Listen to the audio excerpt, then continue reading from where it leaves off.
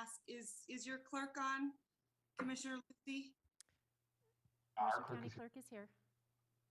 Hi, thank you so much. Great. Okay, so we are going to start off the morning, and I would love it if Charlene Bybee, would you please lead us in the pledge? Absolutely, I'd be happy to, Madam Mayor. Please join me in the pledge. I pledge allegiance to the flag of the United States of America and to the republic for which it stands, one nation, under God, indivisible, with liberty and justice for all. All right, great job. Okay, so we're going to start out with roll call, and then I will let each clerk from the county and the city of Sparks to also make sure that they call the roll for their entity. So starting this morning, Madam Clerk, will you please call the roll for the Reno City Council? Thank you, Madam Mayor. Councilmember Breckus. Here. Councilmember Dorr. Absent at this time. Delgado. Here. Weber. Absent at this time. Jordan. Here.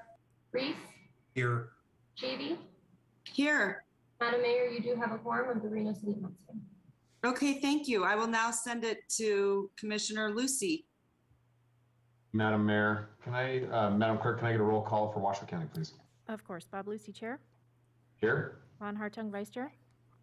I'm here, but I have no video this morning, Jan, so please note that. Okay, thank you. Alexis Hill. Here. Kitty Jung. Present. Jeannie Herman. Here. County Manager Eric Brown. Present. Okay. Assistant District Attorney Nathan Edwards. Here. And I'm Jan Galasini, your County Clerk. Sir, you have a quorum. Thank you, Madam Mayor. Mayor Lawson. All right, Madam Clerk, we start with the roll call, please. Yes, sir. Mayor Watson. Here. Councilmember Abbott. Here. Vanderwell. Here. Anderson. Mr. Anderson. I see him. I guess my Member audio Bybee? is not working. There you go. Councilmember Bybee. Here. Dare. Here. City Attorney Adams. Here. City Manager Cruz. Here. We have a quorum, sir. Thank you. Okay, thank you, everyone. At this time, I'm going to send it to you, Madam Clerk, for public comment. Madam Mayor, the Reno City Council did not receive any correspondence related to this. And so since they're doing live public comment with Washoe County, I would defer to them. Okay, thank you. I guess we will send it to the county clerk. Yes, I do have 7 people signed in, but I'm having some technical difficulties getting their names to come up.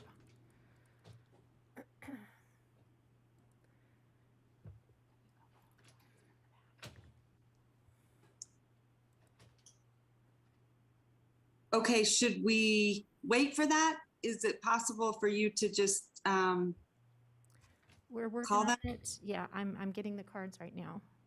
okay, sounds good. All right, you just let us know when you're ready, and then we'll be ready. Thanks for your patience. This is kind of a clunky deal here. Okay. first Okay, no up, problem. each person will have 3 minutes, and the timer will be set. First up, we have Victoria Meyer.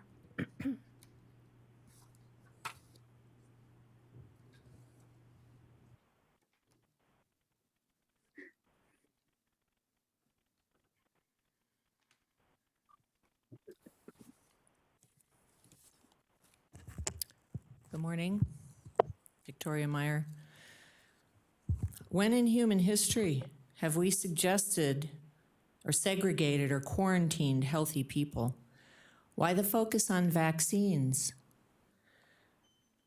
Do you suppose in the larger picture that money could be behind what's going on in our country today?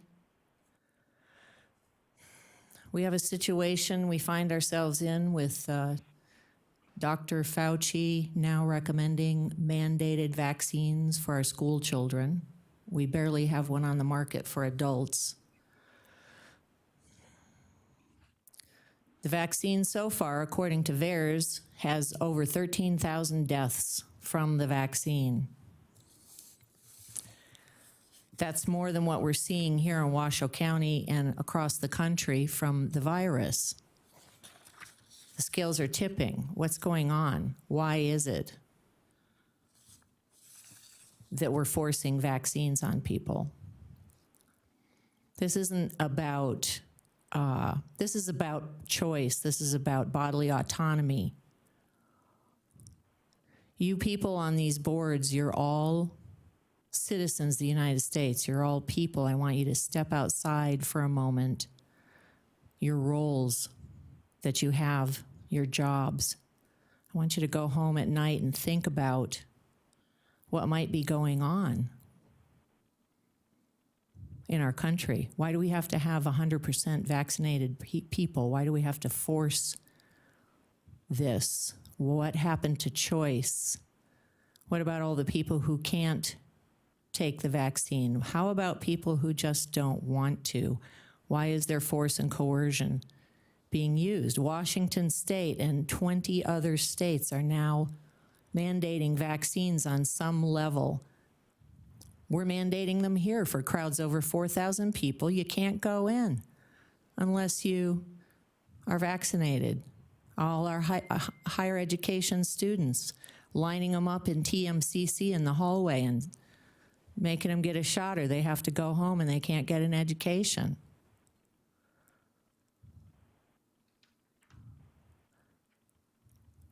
This is wrong, and you need to stand up as individuals, as part of citizens of this country, citizens of Washoe County, and don't let this happen here. You have to stand up. When you go home at night, think about this. When you wake up in the morning, think about this. As a person, not as a board member or a city council person.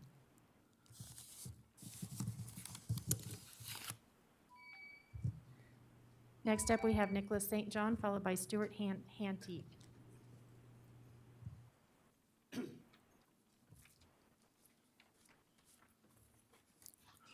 For the record, Nicholas St. John.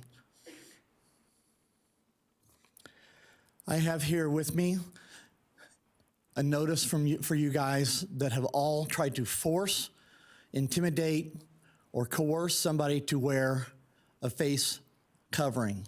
According to the emergency use authorization for face coverings, that makes it a medical device. Every person in this country, according to the laws at the federal level, you cannot make them or force them to wear a face covering. NRS code from our revised, Nevada revised statute 207.190. It is unlawful for a person with the intent to compel another to do or abstain from doing an act which the other person has a right to do or abstain from doing. Use violence or inflict injury upon the other person or any of the other person's family or upon the other person's property, or threaten such violence or injury. Deprive the person of any tool, implement, or clothing, or hinder the person in the use thereof. Attempt to intimidate the person by threats or force. I've been in these chambers a number of times. I have two federal exemptions. One is I have the federal exemption that is religious. According to my religious creed, I do not have to wear a mask. Second, I have a medical condition. According to even the governor's directive, I have an exemption and I'm not required to wear a mask. Yet I have had the sheriffs called on me a number of times while I am trying to live my life in America according to the constitutional rights that I have. At the last meeting, I talked about Title 18, 1038 and 1040. Those are in regards from a federal level of propagating a hoax. I am demanding that each one of you, the City Council of Reno, the City Council of Sparks, and the Board of Commissioners for Washoe County, that you redress our grievances according to the Constitution. We have come in here numerous times to give you our complaints, and you have not once come back to us and sat down for the opportunity to discuss this. That's a direct violation of our First Amendment rights. Guys, we have elected you. You are trustees and you are servants of we the people. I'm demanding that you stand up and do what you're supposed to do, or I'm demanding that you resign effective immediately. Next up, we have Stuart Hanty, followed by Lisa Chartier.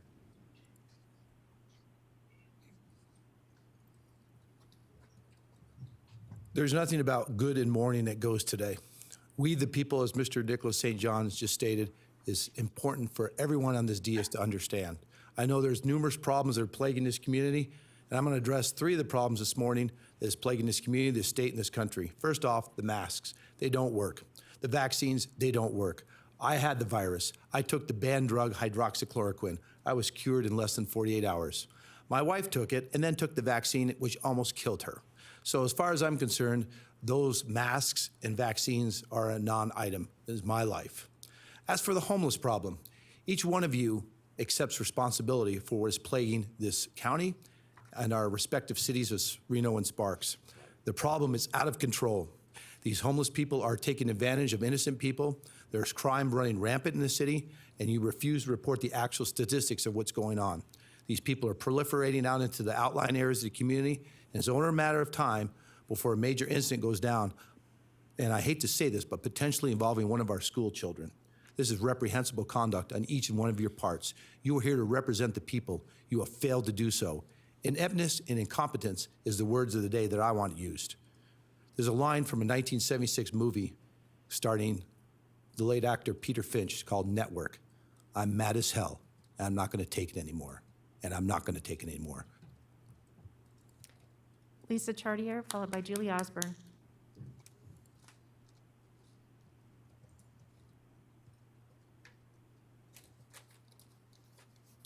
Good morning.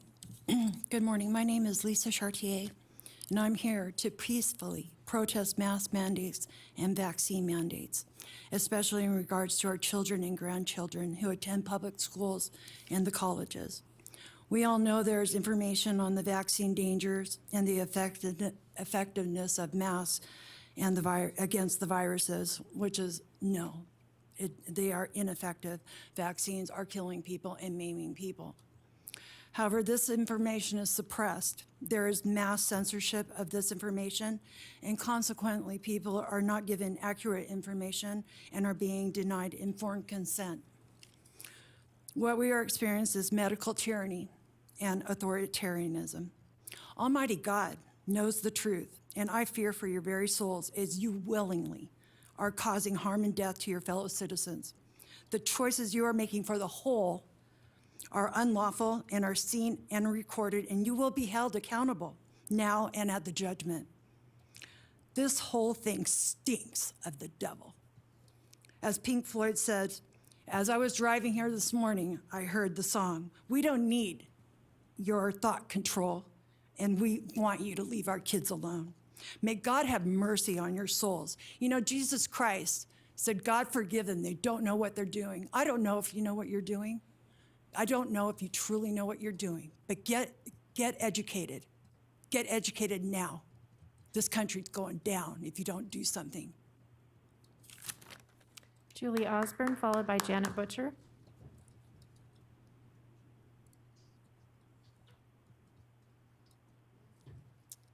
My name is Julie Osborne. I'm a retired firefighter paramedic, and I'd like to thank God that He allows me to be here to speak to you.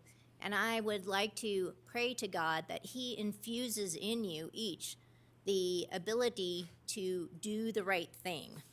I'm here to speak about mandatory masks and potentially mandatory vaccines.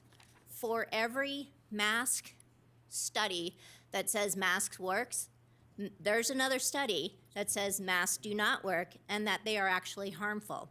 Look at the study from this April 2021, from Stanford University, and Oxford University just put one out that says that masks are harmful. They do not work. And as a retired paramedic, I can tell you, masks don't work. As far as vaccines go, if you were even considering doing a mandatory vaccine, I would like to ask you to look at why the FDA, the CDC, the World Health Organization, the White House, Pfizer, Moderna, Johnson & Johnson have not mandated the vaccine to their employees. In fact, the CEO of Pfizer says he won't take it and he won't give it to his kids. So why would you even consider giving it to us? I have a list of 27 questions that I'm going to give to our county clerk that I would like you to answer, including what are the 1-year, 5-year, and 10-year studies of this vaccine? What are the side effects? Has this vaccine been approved by the FDA?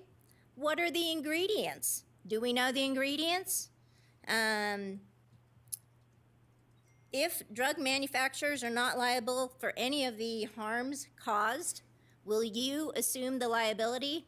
If you even consider mandating this vaccine to any and all of us, then I believe that you would be criminally negligent and civilly liable personally for this. So I am asking you to not mandate masks, to not mandate vaccines. My body, my choice, your body, your choice, and no vaccine passports. Thank you. Next up, we have Janet Butcher, followed by Jessica Castro. Janet Butcher?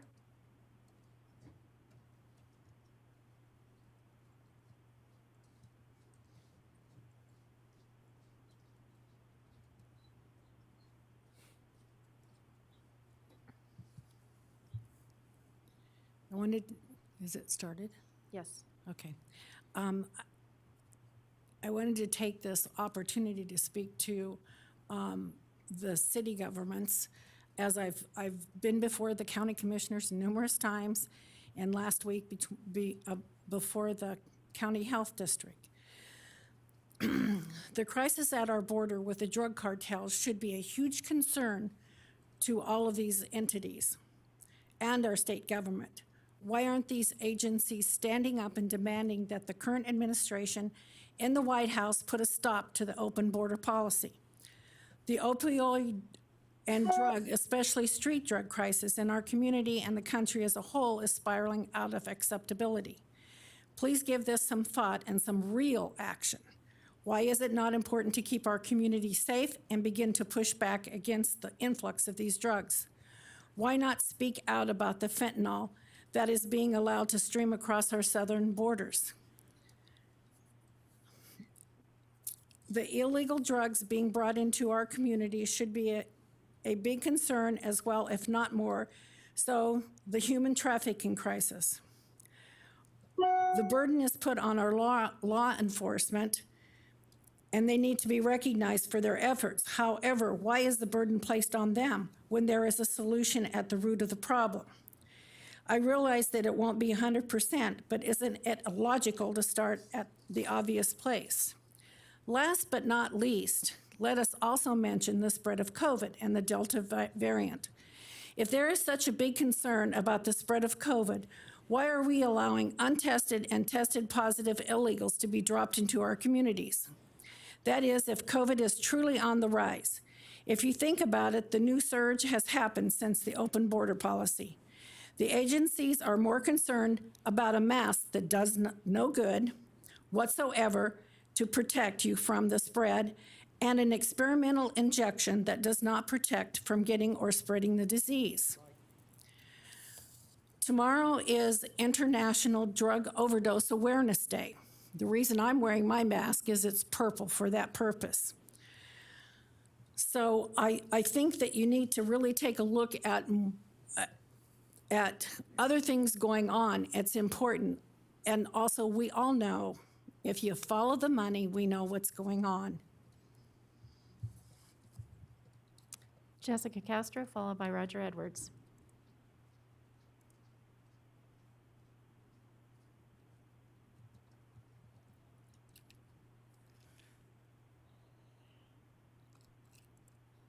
Hi, my name is Jessica Castro. These meetings are intense.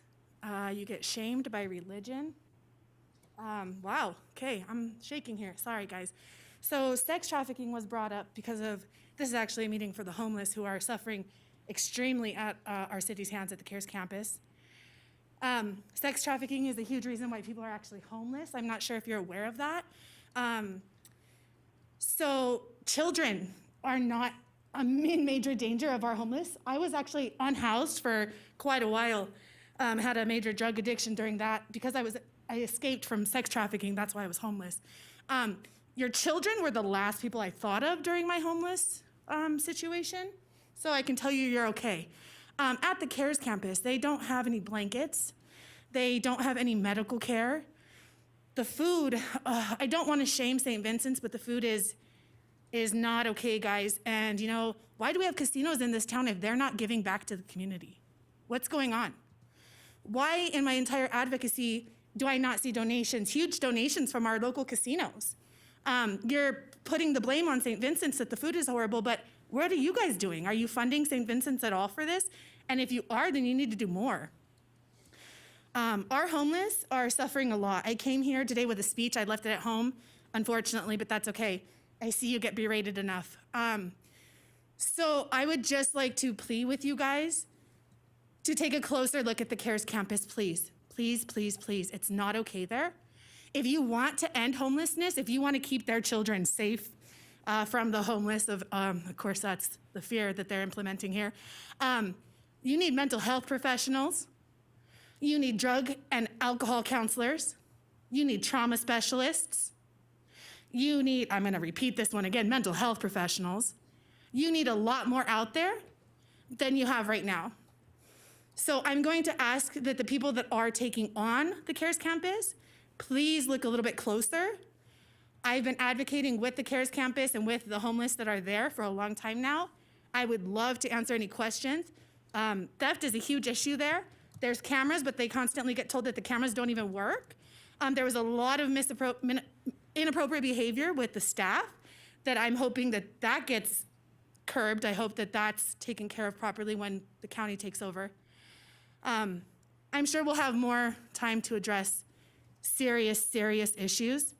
Thank you, you guys. Next up is Roger Edwards, followed by Amber Hart.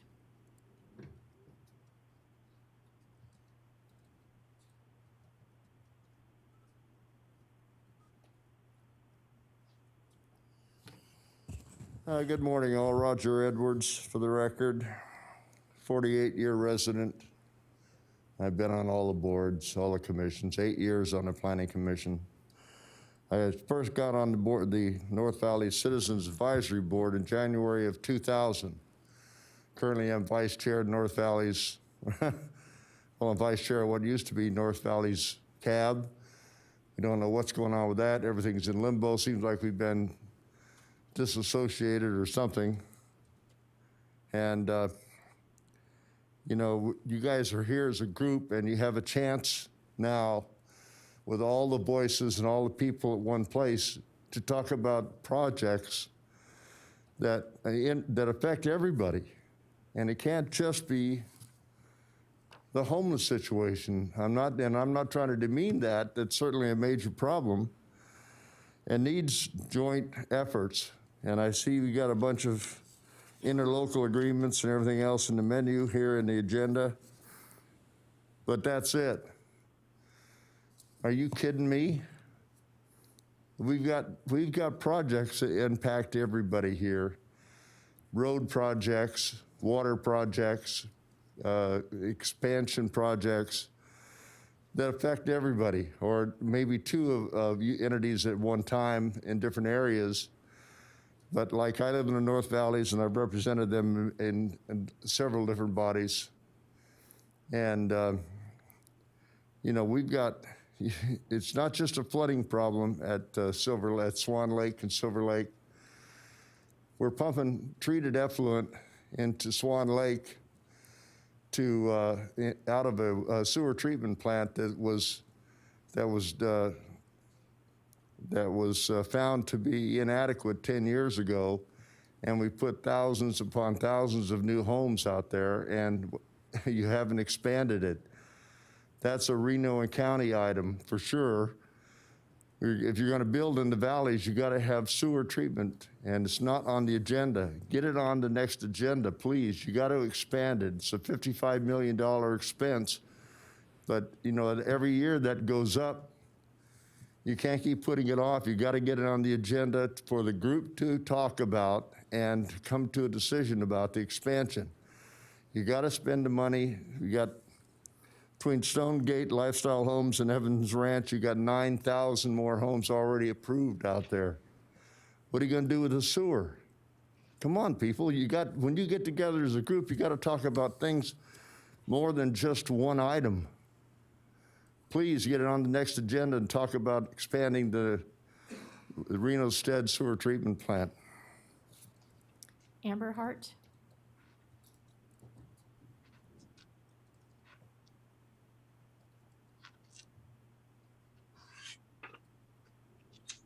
Mayor, I'd just like to state for the record that Councilmember Weber is present. She's in the attendee room, but she has been here since about 9:25. I'm sorry, Madam Clerk, was that you? I couldn't hear you. I believe that was Kitty Jung, and I could not understand what she was saying. That was not Kitty Oh, Young. Commissioner Jung, go ahead. Yep, Madam Mayor.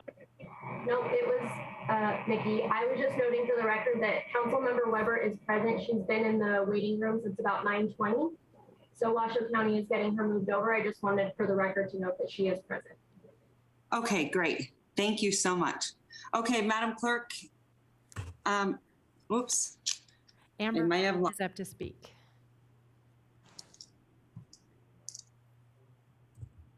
Hi, I'm Amber Hart. I'm not here really to talk about the agenda item, the homeless, but I will say, having been in New York City for a decade of my life, I absolutely befriended homeless people on the corner of the streets. They were wonderful people, and I second what the lady did say in regards to they need a lot of therapy and help with drug problems. I'm here, though, today because in 2020, I realized just how important local politics matter and how much power you guys have. Once upon a time, I was a liberal. I absolutely loved being a Democrat for 20 years almost. And then in 2020, around March or April, I watched horrified while the media, the mainstream media that I loved so much, put Bill Gates on his platform to talk about vaccine passports. And I was horrified that no one that hosted him on their shows told him that he was the most un-American human being to stand on this nation. You guys have so much power, and there are so many people that need the ability to make a choice. I used to scream from the hilltops, my body, my choice, and I still stand by that in every regards of that. I ask you guys not to let mandates happen when it comes to vaccines to enter places like businesses and schools. They require 10 years of safety studies. 10 years. And you guys want to inject it into our small children. We don't even know what that's going to do, potentially, to their fertility. I want to remind you how much power you have, and I realize that this is not a very easy job, but I wanted to come down here because I realized I had a captured audience. Not only would I hope that you guys not mandate these vaccines, these experimental therapeutics, but I hope that you would also put in rhetoric that you are not allowed to coerce employees. My husband recently was coerced. He was backed into a corner. And because he wanted to be able to still provide for his family, he decided to go get the shot. People ask me, how is he doing? I'll let you know in 10 years. Please consider this and take it with as much as you can. that it needs to stop. Thank you. We'll move to the Zoom speakers now. We have Cindy M. on Zoom. Good morning, Cindy Martinez for the record, Sparks, Nevada, 27-year resident. I welcome the opportunity for this joint meeting of the 3 jurisdictions. It's rare that we have an opportunity for all of them to hear and what we have to say. And I'm grateful for the citizens in the chambers who spoke to the points about the illegal, unconstitutional mandates of vaccinations, masks, and other mandates that we all know and can see are coming down the pike. Briefly, I do want to speak to the agenda item, and I want to commend County Manager Eric Brown. If it were not for the meeting that I and 2 of our other citizen activists had with him on July 7th, where he articulated his vision for the Shares Campus, I would be skeptical. I'm not happy about the level of money that's going to be spent, but I am encouraged by his vision and his commitment to remedying the problem with homelessness on our street. We do need, as citizens, to keep an eye on the expenditures. There is a fountain of money coming from the helicopter known as the federal relief funds that are being bestowed on the counties and the states. What I would say, in addition to what we're talking about the COVID-19 issue, I'm not going to call it a hoax. There is something that has infected our citizenry, but it appears to have been a mechanism to implement these poisonous vaccinations, these shots that are decimating our citizenry, not only here, but around the world. That information is being squelched, it is being censored, it's being kept from the regular eyes of citizens. And I know this because I was in Southern California and talked to some people who had no idea of the information that I was delivering to them. They've not seen that. So what I would say about that is that these elected bodies that are present on Zoom, you have a constitutional duty. You all swore oaths. I'm speaking specifically to Chet Adams, the city attorney for Sparks, the city attorney for the city of Reno, and the district attorney's office. You have a duty to protect our constitutional rights, and everybody in attendance on this meeting has failed to do that. You are married to the money, you are married to the property and the prestige that is accorded your position where you're at. Further, I would say, is that your alignment with the governor has put you squarely in the position of demonstrating your alliance to communist principles and control of the citizenry. You have a duty to uphold and defend the Constitution. Thank you. Next up, we have somebody identified as Nevada Patriot.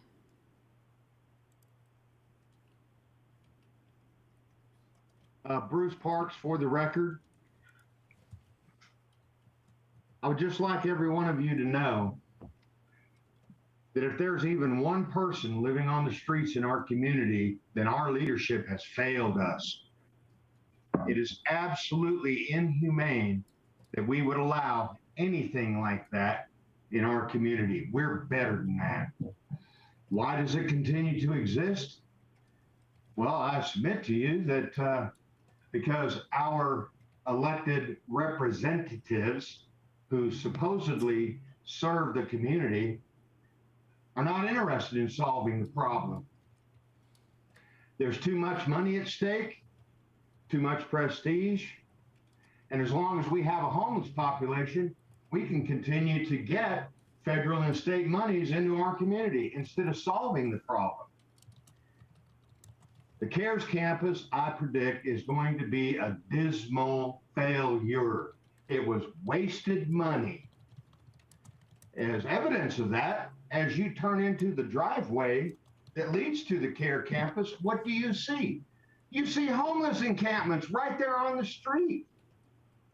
People in little hovels that they have created on the sides of the street, and you're allowing it. I have a question.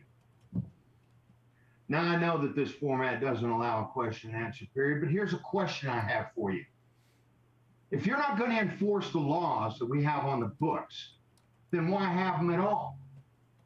Since when do we pick and choose which laws we're going to enforce? You see, that's the solution to this problem. You enforce the laws. You're going to identify those folks that absolutely need help are not capable of managing their own affairs. And we have all the agencies in place necessary to care for those folks. You're also going to identify the majority of the people that live on our streets who don't want two things: rules and responsibilities. If you make Reno and Washoe County unfriendly to homelessness, the problem will go away. How do you do that? You enforce the laws. You know, I cannot understand why our law enforcement officials can walk down the street, see the things that are going on, and do nothing about it. Now, they would certainly intervene if there was a mugging or an armed robbery. Why are they not enforcing our laws? Why? Because you won't let them. I once heard a law enforcement official say that you can't arrest your way out of homelessness. My response to that is, yeah, I don't think so. You haven't tried it yet. Next up, we have Aaron Massengale.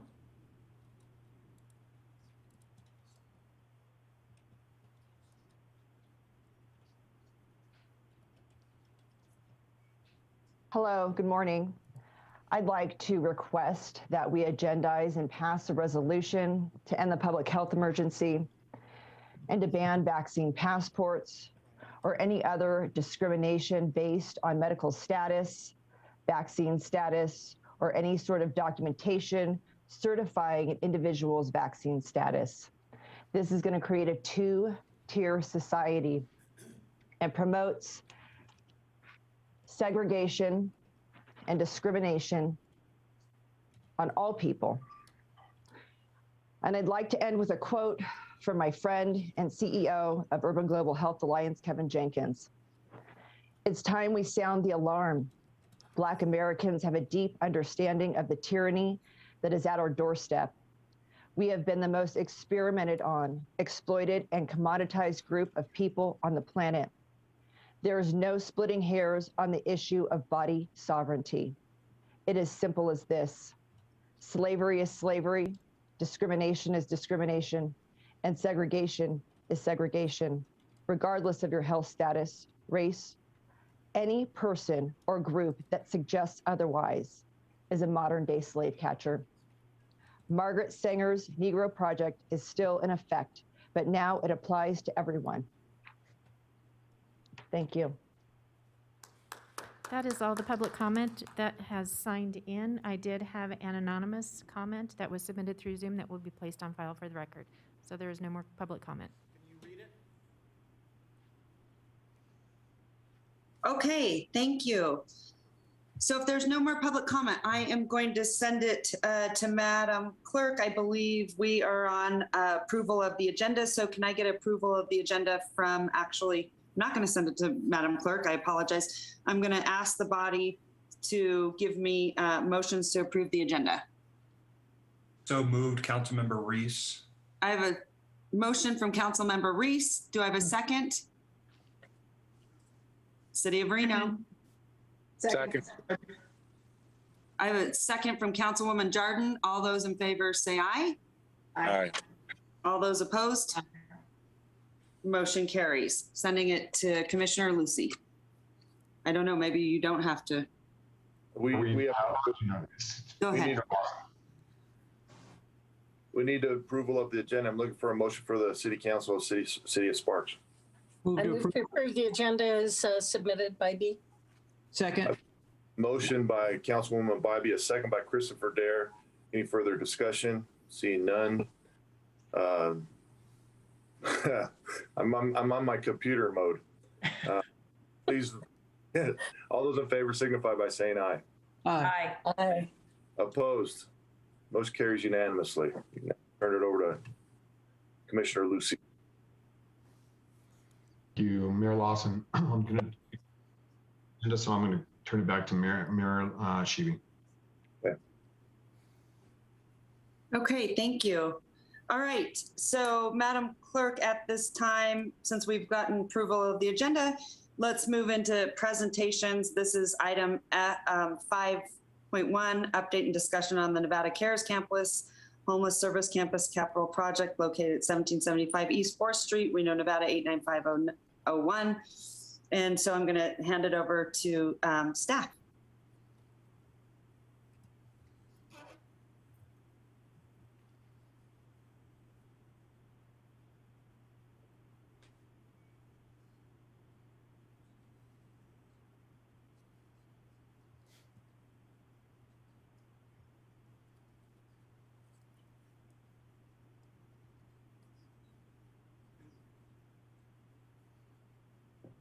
Are you? So, Ms. Searcy, if you're on, we can't hear you.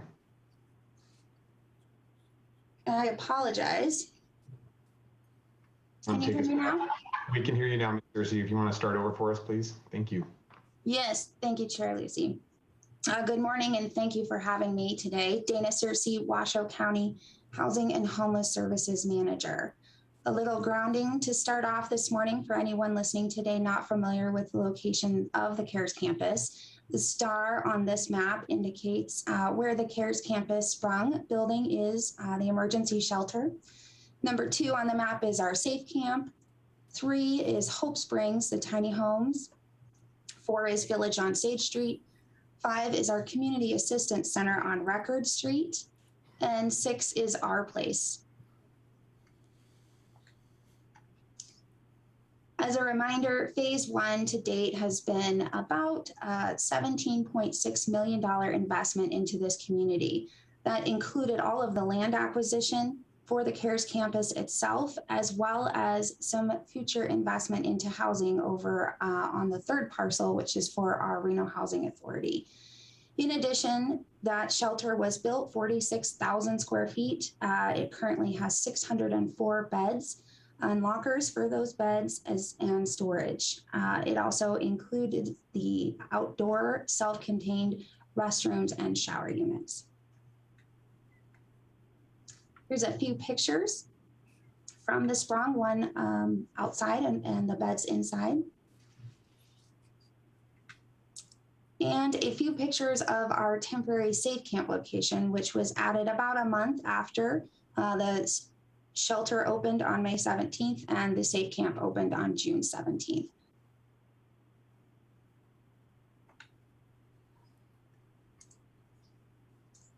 So from here, what we've done over the past couple months is we've met with multiple different community stakeholders and service providers. We've worked with national consultants, JD Consultancy, which is John DeCarmine, who's presented at our CHAB meetings and has flown out here to meet with all of our partners and hear the discussions and walk along our river. We've also included a lot of best practice and Built for Zero models that have been working well. We've examined other communities and traveled to other communities to see what's working well, what's not, and what do we really need at our CARES campus as we move forward. So we've identified a couple different blocks here. The phase 1 carryover are some things that needed to be included and we need to address. Things like landscaping, sealing the floors, indoor bathrooms and showers, fencing and a gate at the front, pet facilities, a little bit extra storage, and paving and manholes and that kind of thing is in this first bucket of work that'll be done.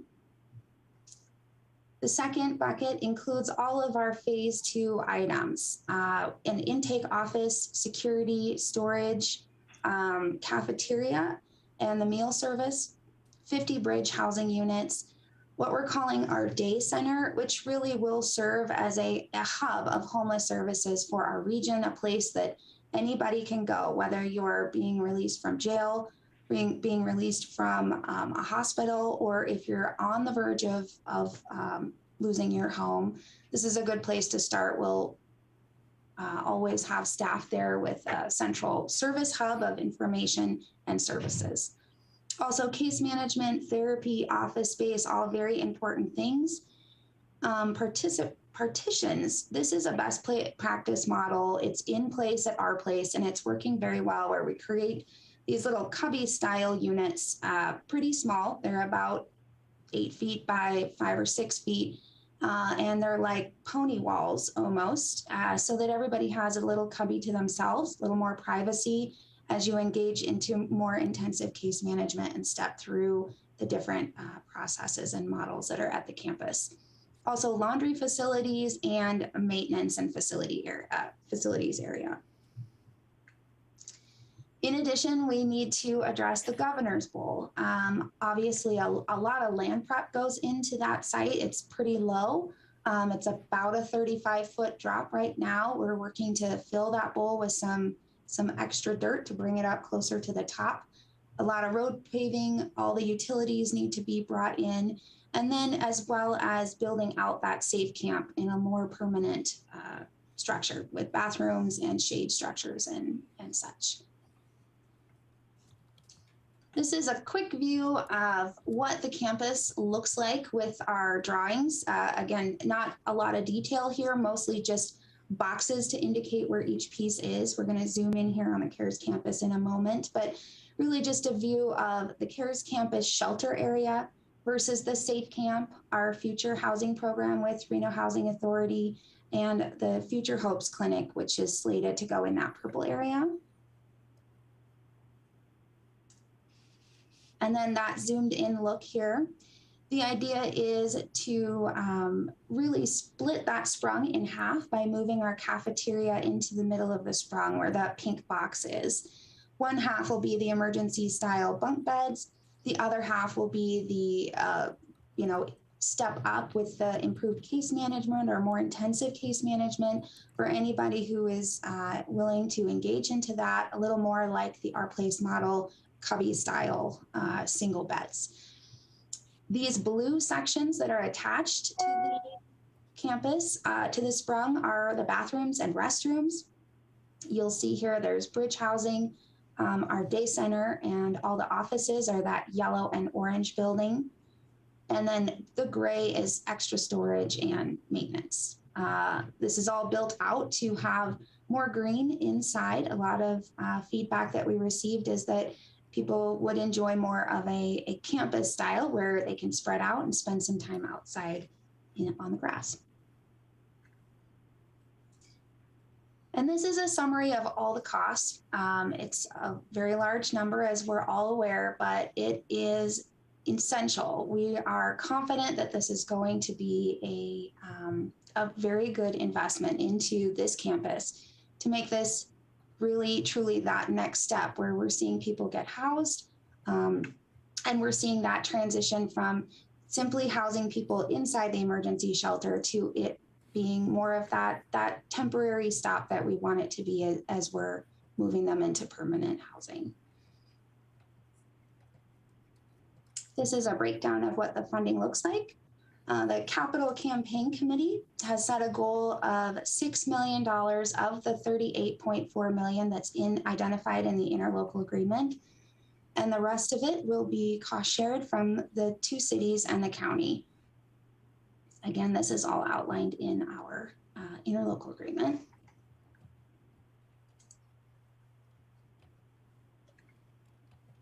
And then as we, get ready here to make a substantial investment in our community, to make sure that everyone who calls it home can be proud to live here and has a safe place to be, we're just reminded that this is a focus for our nation. There's a lot of this federal funding going to supporting homeless services across the region and the nation as we are taking a different approach. And with that, I'm happy to take any questions that anyone has. All right, thank you so much. I'm not quite sure how best to do this when it comes to questions because we are on screen. So maybe just go ahead. If there's questions from the city council, I'm going to ask them to just run those through you, please. Okay, sounds good. So maybe raise of hands or just sort of interrupt whenever you feel fit. So we'll just kind of try to get the conversation flow. All right, any questions from the Reno City Council? Go ahead, Councilman Reese. Thank you, Madam Mayor. Ms. Searcy, incredibly gracious and thoughtful presentation. Thank you for the work that's going into this. I mean, it is hard to think about where we've come from and where we're going in the same scope of time, because oftentimes I think as electeds, we're sort of reacting to the daily machinations of the development and the project and the scope of it. So I think back about the vision that occurred prior to these updates. I think about the very short time frame in which the sprung structure was built. The agencies came together, you know, the state giving the land and the go-ahead. And now to see the fuller vision, I think is also very encouraging. And I think that is in large part due to your team's work on this project.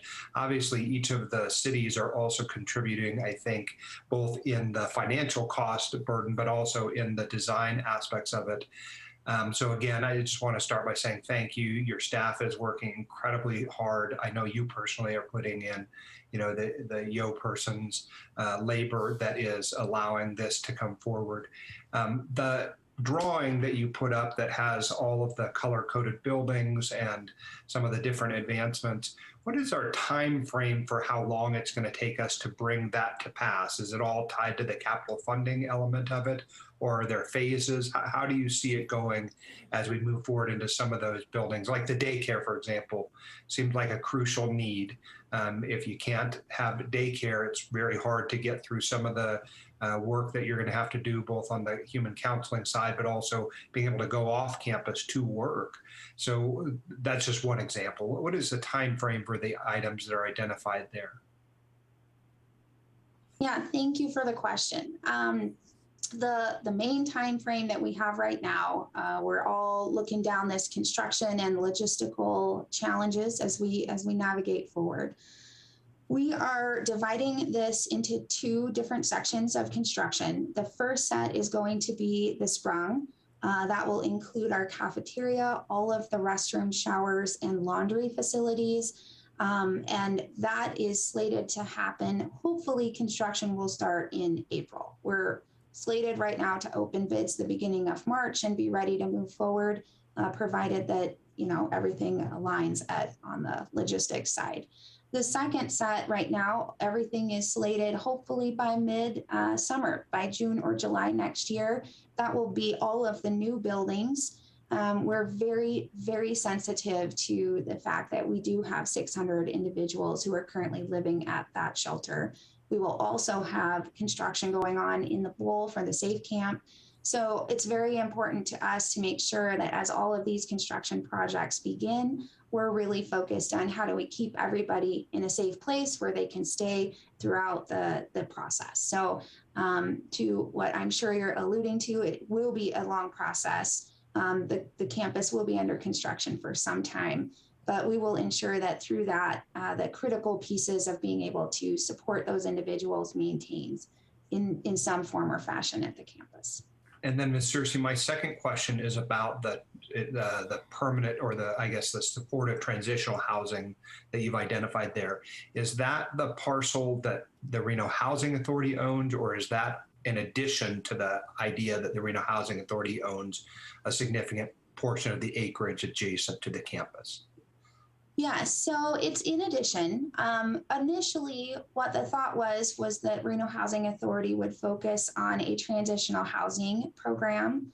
Since that time, we've learned a lot of the work that we've done with Built for Zero, a lot of the experts in this field.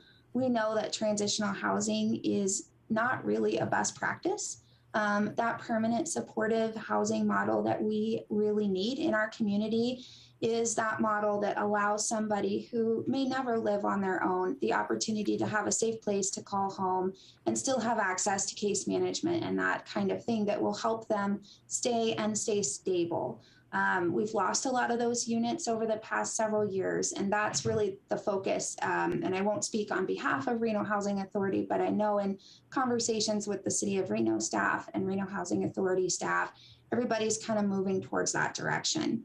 This bridge housing on site, there is a need in our community to have some very low barrier housing first options for transitional housing.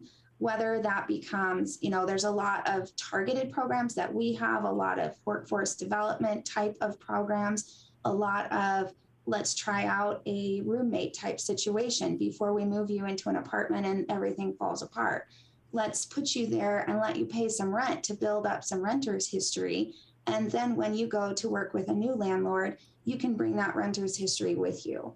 It also serves as an emergency situation for us when we need to quarantine people because of, positive symptoms for COVID or something like that, or they're being released from, a place and it's more of the hotel style situations that we find ourselves in. It's a lot of different answers in one very flexible type of building that are individual units. They are not intended for long-term.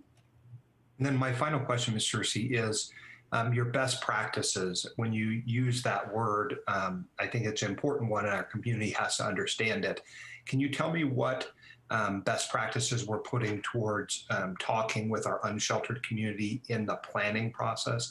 Meaning I understand at the larger level, we have organizations and people who have an extreme knowledge about what perhaps needs to be on a campus, but I also want to make sure that we're including those unsheltered folks in the conversation at the forefront, meaning their lived experience, I think, is important to me, and it informs how we address the needs of that particular population, because I don't have the ability to have the same life experience to know how it would mean an important thing for them to have cubicles, for example. I mean, I think, intuitively, I think privacy is an important part of the conversation, but what are we doing to make sure that our unsheltered, houseless neighbors are being invited into the conversations about how the space will be designed and how it will operate? Yes, thank you for that question. So we have a lot of different kind of channels here, right? We have people involved who have previous lived experience, from being on the streets to being in the shelters to, what does that look like and what feedback do they have? For us, we also have implemented a absolutely essential piece of feedback at our Safe Camp, which is working extremely well. We have an advisory committee for the participants there. They meet every week. They talk through concerns that they have, changes they'd like to see. They give us feedback about their experience and how they see it differently. When John DeCarmine came out and spent a few days with us, he spent one day with staff and he spent another day on the river with no staff around him. We were not even allowed to go with him. He really wanted to get to know our population and what they think and what they're experiencing. Also part of Built for Zero, an essential piece of that work is that we include people with lived experience on that team as well. So it is coming through in multiple different platforms. Obviously, we listen very closely also to the public comment that you guys receive. We receive emails. I receive emails all the time. I have conversations all the time personally. So it's a balance, but we include as much as we can, and we will continue to do so as we move forward. Thank you for that, Ms. Searcy. I mean, inclusion is the goal, right? I mean, so thank you for that, and I appreciate your very detailed explanation. Thank you. All right. Any more comments or questions for Ms. Searcy? Councilwoman Breckus. Thank you, Madam Mayor. My one question, last November, when we last convened the three bodies to give the go-ahead to the Safe Camp or to the CARES facility, I did not support. I had concerns about the large congregate nature of the facility, the lack of services coming forward and together, and also the participation piece. And so as we move forward and look at other phases, which in theory make the facility even larger, but presumably bring on the other services, is there a master plan that's been created so the public or even myself can look to see it in a broader, fuller described nature of what this investment's going to be and what's the desired outcomes? I see reference to it in the document that's before us today. I see your presentation, but is there an actual master plan for the facility that's been prepared? Yes, thank you for the question. We are working with a team of consultants and architects. Everybody is looking at this campus as a whole and associated with what's around it. You know, we've got the businesses on 4th Street and the expansion of our downtown corridor. We also have a lot of housing programs that are popping up around this area. We have to consider, you know, the services that are currently down at Record Street and what happens to them and how do they move or not move, and how do they interact with the campus to make sure that it all fits together. There are a lot of moving pieces to your point. We work every single day on this, and we sit down with the large maps and figure out how does each piece impact the rest of the puzzle. Because you're right, when we put in, say, a bridge housing program or a day center, where we put it and how it functions with the pieces around it is absolutely critical. What we don't want to do is to build just a bigger subset of what we had downtown, where we have all of this interaction coming into one central area. People really do need some space, and depending on where they are in their own growth journey, we need to create that space for them. Could I just follow up, Madam Mayor, with one other question? Sure. So you have this master plan that you're putting into final form. Is that going to be the go-ahead to phase 2 and 3, or are we doing that today? And then also, when you say you're having, because one of my concerns is concentration in an area. I understand some approaches that other communities are doing is very scattered, and I think there's equity issues with, you know, scattering not only to regional distribution, but also to giving people who are on these journeys a chance to live in different settings. So, but I guess there's also efficiencies. Is there going to be an opportunity for public input and inquiry to the experts you brought in to pursue different models, or is this just firmed up and we're approving it today and then the master plan will follow, which really sketches out the details? So this process is being mostly, I would say, it's being led by the county, as it is intended that we're going to pick up this piece and we're going to move forward with this development. Today, we are approving what is in front of you, the map and the layout of these pieces. This is a draft. It will continue to change. This has moved at a pretty fast pace, as you're all very much aware, the incredible opportunity in front of us to spend some federal dollars and to have a partnership with the local business and leadership in our community to invest in this campus to make sure that it is a success is one that will not be around for a very long time. So we are moving much faster than we normally do on projects like this. That said, these best practices and the reporting and the pieces that are going into this, these are not new ideas. They've been around a long time. To your point, we are very conscious of not concentrating too much in one area and trying to figure out that, you know, it's a balance. How do we create a campus that can serve anybody who needs help, and then move people out of that area into permanent housing so that everybody is not centralized in this one little corridor of our city? All right. I just wanted to say, Dana, you have been phenomenal. I am so impressed with you. I can't tell you enough. But I also want to make it very clear. I think what people forget is that we also have to understand that we need to be able to change quickly.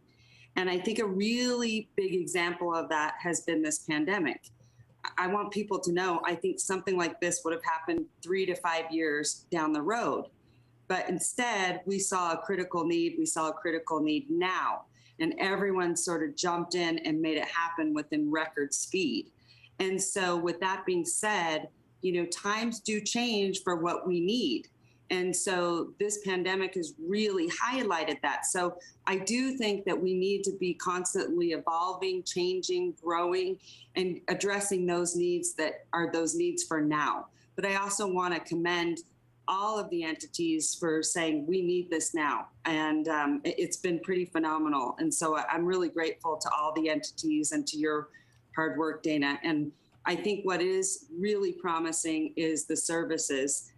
that will evolve, and that we do see those critical needs for, like mental health, like transitional housing. It's the first time, and I want to remind people that the Record Street campus was more of a drop-in facility. This will really give people the opportunity to have those services that they so sorely need right now more than ever. So it's really a great opportunity. And I sort of to think what would happen without this campus. I mean, we have a lot of people that,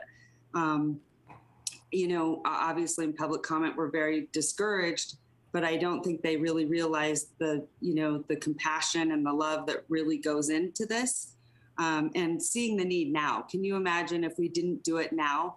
I hate to think, all those people that need services and need a place, they wouldn't have had it. So again, I want to point out that this will constantly evolve and change. And remember, we also have to have patience and grace and mercy, because we did do it in record speed. It might not be perfect now, but we are going to have to continue, to work hard and continue to put our feedback in so that we create a place that is truly, truly beneficial for our population. So thank you, Dana. Okay, questions from anyone? Okay, there you are. Councilwoman Jardin, go ahead. And thank you for all your work that you do. Thank you. Thank you very much. I don't have a lot of questions. I've been knee deep in this for quite some time, and Member Hill and Lawson and Dare and Lucy have really been, and Reese have really been in the trenches on a lot of these details with the county and with Sparks to work out some of the finer points to get us to this point today. And I just wanted to give kudos to the electeds that supported the acquisition of the property, which is allowing us to have this discussion about the great wraparound services, mental health services, transitional housing, day center that we are now able to implement in phase 2 and phase 3. Wouldn't be possible without the affirmative actions of the leaders in this community who voted to approve the acquisition of the Governor's Bowl and the neighboring properties to get us where we are here today. The question that I have, and of course I know we have enlisted the experts to help us get to this point, and we'll continue to evolve this process with experts and community members and our house's population. Can you speak, Dana, a little bit to mental health services? My understanding is there are some things in the work for a rather large potential project right next to the CARES campus to help address mental health services. I don't know if you're in a position to be able to speak to that at all. And also, if we could talk about capacity. I know that as this evolves, there'll be construction and they'll be moving, I would imagine, moving people around as construction occurs. So can you speak to the capacity that we currently have as our limits and how we're going to maintain that as we go forward? Thank you.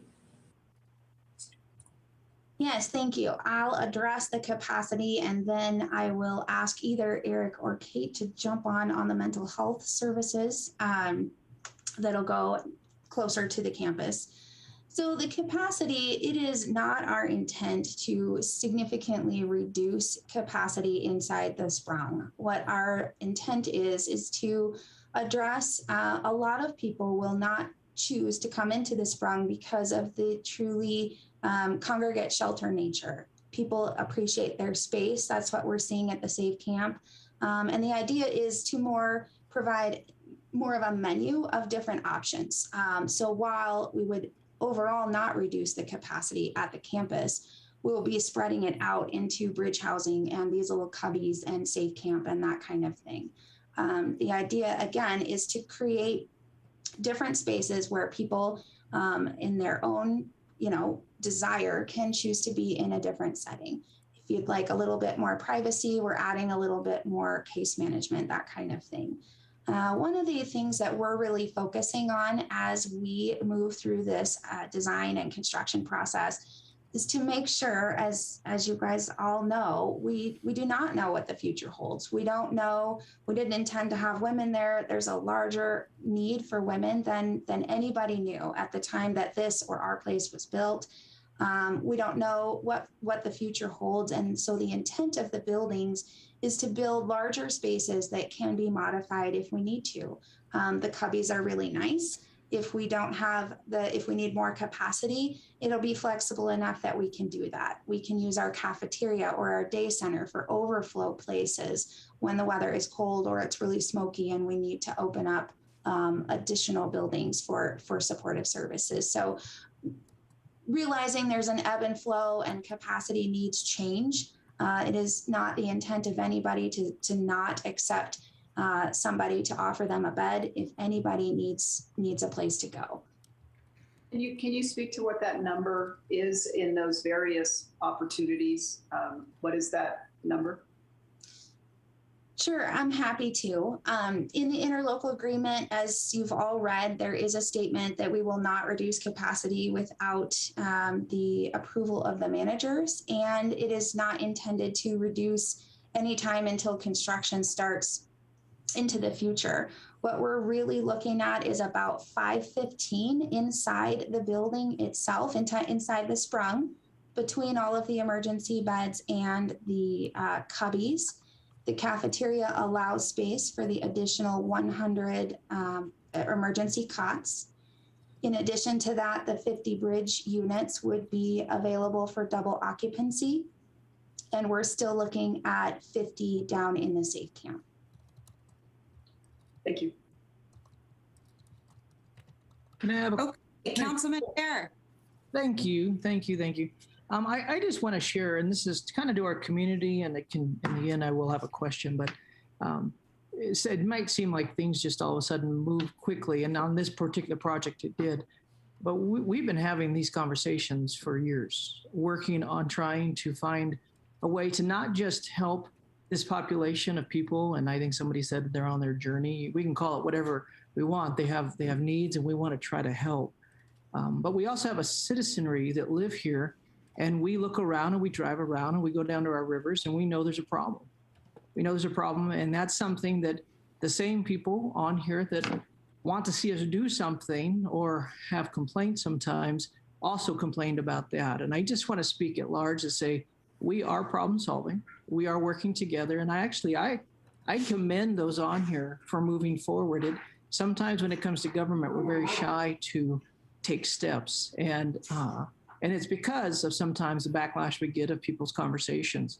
And I just want to say at large, there's a lot of leaderships happening with this. It has not been perfect. I mean, there's probably a lot more questions each of us have that we're watching answers come, and we appreciate as they come.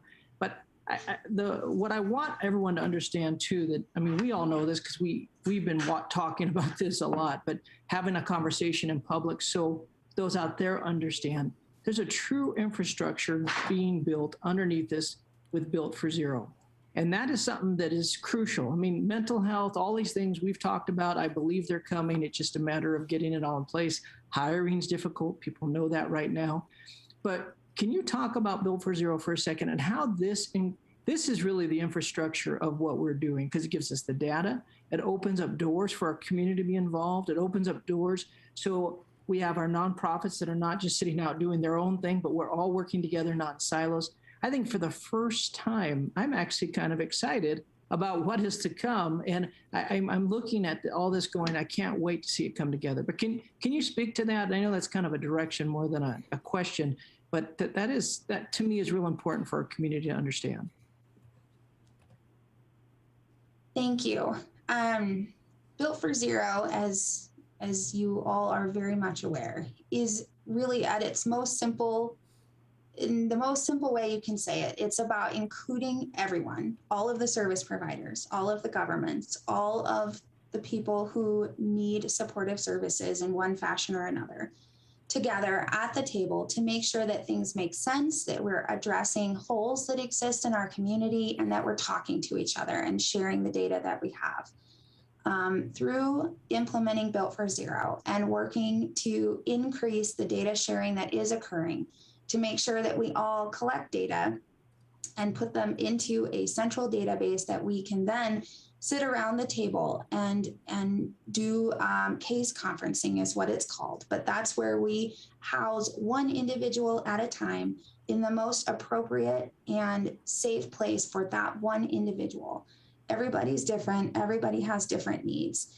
And we're seeing right now how when we get 600 people into a building and we don't have enough of time and staff to really bring all of this data together, and we don't have the data all together, to sit down and work through one individual at a time. Where can we get them housed? How can we make sure they're supported even once they get housed so that we don't have a circle happening? That's really where the magic happens. That's what we're all working towards. And, this is absolutely an incredible feat that was accomplished. The amount of time, your dedication, all three jurisdictions coming together, spending money to do what most people would have said is impossible, to purchase the land, to put that building up as quickly as it could. We all know it's not perfect. We know that there are things that have to be addressed, but the sheer size of that building and the fact that there are 600 people who have a safe place to be is truly amazing. And so then now we bring in the community partners and the data sharing and the best practice from Built for Zero that we have seen work in other communities. And then we take it to a different level. And that's really where we're going to start to see people get housed. That's what's behind this building the capacity and the campus in a manner where everybody can improve at their own pace. Everybody can engage what they want to and not, but we're all talking about that one person with the same set of data and criteria and needs. And then somebody somewhere, one of our service providers says, hey, you know what? I have the perfect fit for that person. And that's where we're going. So I too am very excited.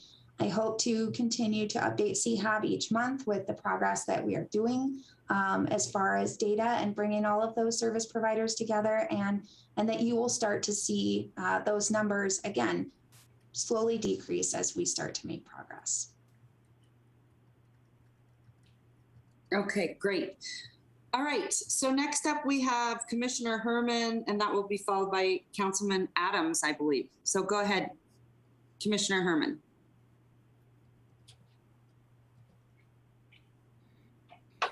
Can you hear me? Yes. Okay, sorry.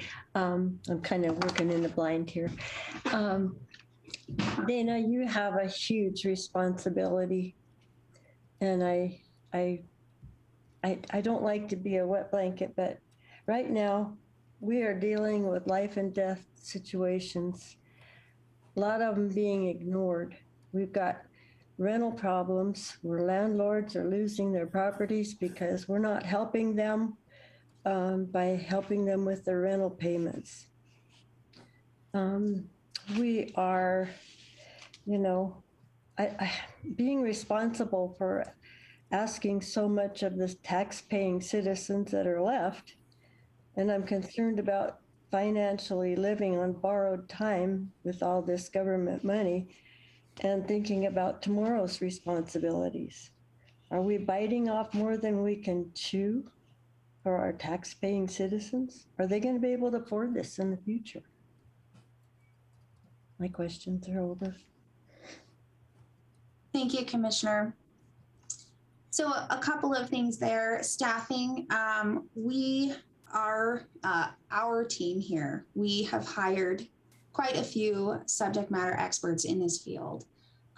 We have hired Austin Solheim from Eddie House to come in and help us really build an outreach team the way that he has experienced and worked with Grant Denton and seen the progress that we've made implementing Built for Zero, and they've seen an amazing impact. We've brought in JD Klippenstein from Faith in Action to help us work on the housing piece and to this point, of this master plan and where do people go from this campus, addressing affordable housing with the city of Reno and all of the work that is going on in our community related to that. We've brought in Ellen Brill from San Diego with over 25 years experience running housing programs and all kinds of programs. So we're excited. She will be our CARES campus manager. She'll be down there every day. Her and Juliana and Pat have been working closely to identify those priority needs. We've brought on several others. What I really want to focus on is we've got this new team, a lot of knowledge combined. working with VOA. We know that the #1 priority at the CARES campus needs to be staffing for VOA as well. That's been brought to our attention more and more. We are seeing this hiring crisis across the community in multiple different areas. So we're going to do everything that we can to support getting more staff in that area. And then we're going to spend this year for our taxpayers and for our commissioners, because we know that next year, when budget season comes around, the question is going to get asked. How much does this really cost? Is it sustainable? You know, what does that really look like to put all of the staff and the services there to be able to do this? So one, I would say it takes the entire community.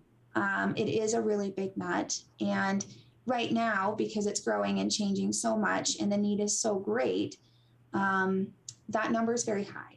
What we're hoping to do over the next year is to really evaluate efficiencies, partner, tag on to other contracts that the county has to reduce some of these costs, and to work through a lot of this to bring back to you guys all at the end of this year. Here's the budget for the CARES campus, and here's what it really takes. And this is why every penny is spent in a way that is not just housing people long-term at the emergency shelter, but actually getting them housed forever and showing that we're making an impact in our community. And if I could interject, this is County Manager Eric Brown. Commissioner, we are well aware that we need to come up with a model that's financially sustainable. That's clear. Let me tell you, there are a couple of things that are happening that I think are very encouraging. One, as many on this session know, the private sector has stepped up in a big way to help us with the capital costs for stages 2 and 3. Over $8 million has been pledged. I don't know that that's happened before in this arena, in this community. And I think we're just getting started. Number 2, you will see the county much more aggressively pursue grant funding, both from the philanthropic community and from HUD and other sources that may not have been available to us before because we didn't have the kind of unified facilities that we're moving forward with at this time. And then the last thing I'll say is we are also actively in discussions with our managed care organizations, the Health Plan Nevada's, Anthem's, I'm drawing a blank. The new one is, I'm drawing a blank, but Silver Summit, which is Centene, and Molina. Thank you, Oscar. So it may not be apparent to many of you, but I know from my prior experience, these organizations are also, they have a vested interest in addressing the unsheltered populations, because it's very hard to be healthy if you're unsheltered, and they get that. And in other states, we have seen them make major investments in this space to help with things like behavioral health or transitional housing that is specifically for those who have medical issues, that you don't want them in a shelter, you want them in a place where they can convalesce from whatever it is that they're dealing with. So my statement to you, Commissioner, and to all of you is we are not going to simply look at the expenses and not look at trying to address the revenue side.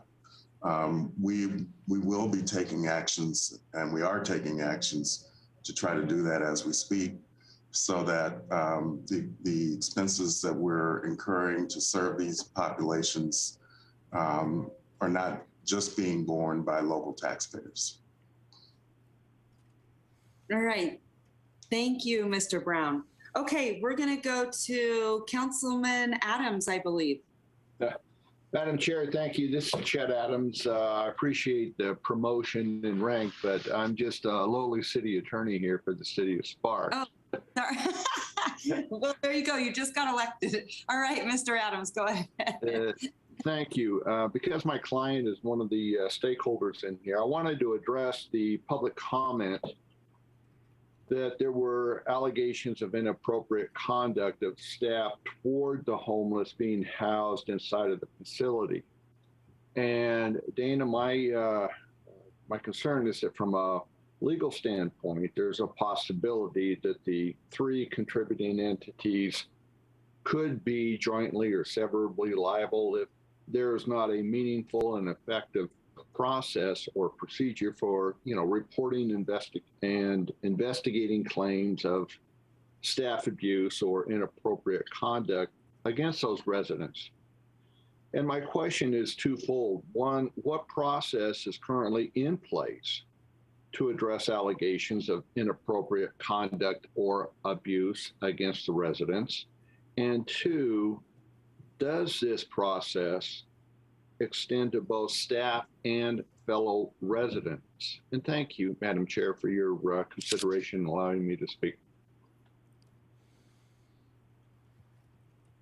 I think I'll take that one if you don't mind, Dana. Thank you. For the record, Kate Thomas with Washoe County, I just wanted to point out that the existing structure for oversight at the CARES campus is almost identical to that of the Community Assistance Center, in which case all three jurisdictions were essentially liable by contributing financially and with varied levels of oversight over that facility as well. So with Volunteers of America and the provisions that are in the existing interlocal agreement and that were vetted through the request for proposals process, which Volunteers of America was awarded, and then the subsequent contract that they have, there are provisions, I believe, and Dana, you can correct me if I'm wrong, but there are provisions, if not processes, that outline how folks could report whether it's a staff wrongdoing or abuse or neglect or things of that nature. So I think there exists a relationship between the operator and the overseeing jurisdictions, as well as the individuals that are at the facilities, no different than has been in the past. So I take it that is a yes? That's a long-winded yes. We will have things in place if they're not adequate when we do a dig deeper on the 1st of September. If this issue passes, we can certainly put those policies and procedures or strengthen them. Thank you. All right, I believe that we are now going to Commissioner Von Harten. Thank you, Madam Mayor. So staff, I've just got I'll make a statement first and then a brief question. I too am concerned with how we're going to sustain this, the long-term affordability. But beyond that, what protocols do we have in place so that this does not become a revolving door? What are we going to do to make sure that they're moving through the process and that we are making forward motion? And what happens if they don't? What if they're resistant? How do we deal with that? Thank you, Commissioner. I think like all things, this is a constantly changing environment. I always remember our very initial Built for Zero training said that this is a lot like kids. As soon as you figure out what works with one kid, the next kid comes along and you got to figure out something completely different. So that's really, it goes back to sharing data, sharing resources, making sure that we're being efficient, making sure that we're talking about each individual at a time, to make sure that they have a place, where, to your point, the revolving door is what we have been seeing in our community for a long time, but that is starting to shift. And I think that it takes all of us coming to the table to work together so that one person doesn't go from this program to that program to the next program. And that, that person, all three of those programs know about that person. They know what's important to them, what kind of services they need. And so it doesn't matter whether they come to our day center or show up at our place or come across an ambassador downtown. Everybody has the same understanding and knows that individual and knows what they need. So we're, it's really about us working together to make sure that people are moving through the process in a way that makes sense for them. And the other side of this is, as we've all talked, teaching people to fish and to change. You have to offer some extremely low barrier housing, emergency housing to anybody, no questions asked. And then the rest of this is offering those services and opportunities for training and education and therapy or case management to really, again, that's the idea of those wraparound services. And also to make sure that what we're doing makes sense. Sometimes I think what we let people come and go without maybe following up on the why. And that's a lot of the sharing data too, is why did that not work and how would we do it differently? So what you didn't mention though is the system of accountability and what happens if they're not accountable. What do we do? What's the consequence? Fair question. I don't have all of those answers for you today, Hartung. We can definitely set up a follow-up meeting. I'm happy to get you in front of the team that is working through all the policies. We are going to be meeting very frequently with VOA as we sit down to look at what's currently in place, comparing that to what's in place at our place, what's at place at its Safe Camp. We have a lot of things that are working really well, and we have a lot of things that can be improved. And so that's going to be a big process that first we're building the building, and then we're going to dig in. As we all know, the county has not been operating. We've been working really closely with Reno to understand how we can jump in and support quickly. But that's kind of the next phase for us is communicating, what are those? Because it's not all rules. There's a barrier. It's a balance there between if we put in a hard rule, it's a barrier. If we put in, here's the rule, but we're going to work with you to make sure that you can meet those rules, because we don't want to shut the doors. Oh, look, Dana, I don't disagree with that. But look, we all live under hard rules every single day. Welcome to the world. I think I'd like to understand the system of testing, the protocols, and again, what are the consequences if they decide that, look, I don't want to do this, and what are the consequences? Do we just leave them in the system? Do they just become part of our system and we enable that behavior, or what kind of consequences do we put in where we say, look, we're just not going to tolerate this kind of behavior in our system, and you're not going to live on the streets in northern Nevada. So that's very fair. That's what it takes. At Safe Camp, we have, here's the rules. There's not a lot of rules, but you can't hurt anybody, right? You can't be hurting yourself. You can't be hurting anybody else. If those rules are broken, you're not welcome to stay at the Safe Camp. That coupled with the enforcement in our own region that, you can't be sleeping along the river either, right? There's that kind of constant reinforcement that there is a place for you to go, and housing first or an emergency shelter doesn't mean that it's housing only, and it doesn't mean that there are no rules. It's important that everybody has a safe place to be, and if we didn't have any rules, then it wouldn't be safe for people to be there. So we appreciate what you're saying. We're definitely all over processes and procedures and what's an appropriate level of breaking the rules before the consequence comes in, and what is that consequence, and how do you balance, whether or not you can stay in this facility with the behavior that we're seeing versus what's the alternative if we turn you away. I appreciate the questions answered, Dana. Thank you. Thank you, Madam Mayor. All right, now we're going to go to Councilman Reese. Go ahead. Thank you, Madam Mayor. I want to specifically talk about the financial cost, as Commissioner Herman alluded to. I think it's overly siloed and myopic to think about the financial cost in a vacuum, because, of course, what all the experts say is that it costs about $50,000 to $80,000 a year to support folks who are experiencing chronic homelessness. right? Housing first reduces the direct costs somewhere in the range of 50 to 70%, depending on which study you're looking at.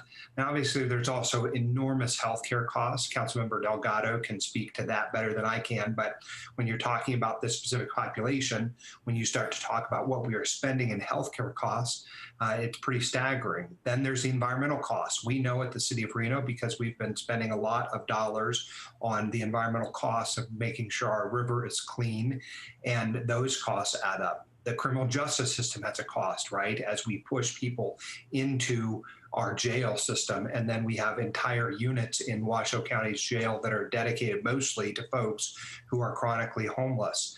That's in the range of $50,000 to $20,000. And so those are kind of the costs that we have to balance. I get it. We are elected officials. We have a fiduciary and financial obligation to safeguard the resources that we're tasked with shepherding. But at the same time, the math just doesn't add up to do it any other way. Not to mention, of course, that there are social costs. No one should live on our streets, right? The social isolation, the despair that they face in living on the streets, I think is discouraging, both to them, obviously, and also to me. So this question about what will it cost and how do the folks, having to make the payments for that get born, I think has to be, thought about more broadly than what is the cost identified by Ms. Searcy's presentation. Because the cost of doing nothing or the cost of doing something sort of half-heartedly is, I think, staggering. And so really, if we want to do the thing that's financially responsible, if we want to do the thing that is financially feasible and long-term sustainable, we do what we're doing, right? We're partnering with the community. We're raising money in the private sector to help pay for the costs. And we're making commitments to a housing first model that is sustainable long-term. Yes, there are upfront costs. Certainly the cost of the CARES campus is a high number, but when you start to parse it out, what it really means is that the long-term investments we make today are going to impact positively people's lives for generations. And hopefully what it does is ultimately breaks the cycle of poverty and allows people to lead full lives. I think Ms. Searcy's presentation and some of the questions I asked were pretty instructive, right? The goal is to get into permanent supportive housing. It's a model that has proven to work elsewhere, and for which I think over the next decade, the City of Reno is going to really invest heavily, I believe, in our permanent and transitional housing opportunities as the county continues to work alongside us to take on this larger responsibility with the CARES campus. So it's all of us doing the work.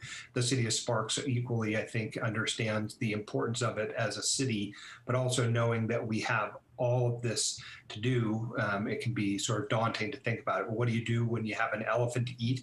You take one bite at a time. And so I'm excited to support the proposal and the interlocal agreement. I think it is absolutely the fiscally responsible thing to do. It makes sense on so many different levels. And I just think if we will really expand our idea about what the costs are already going into this particular issue, I think it's easy to understand that the economics of it favor a support of this particular policy. So thank you, Madam Mayor.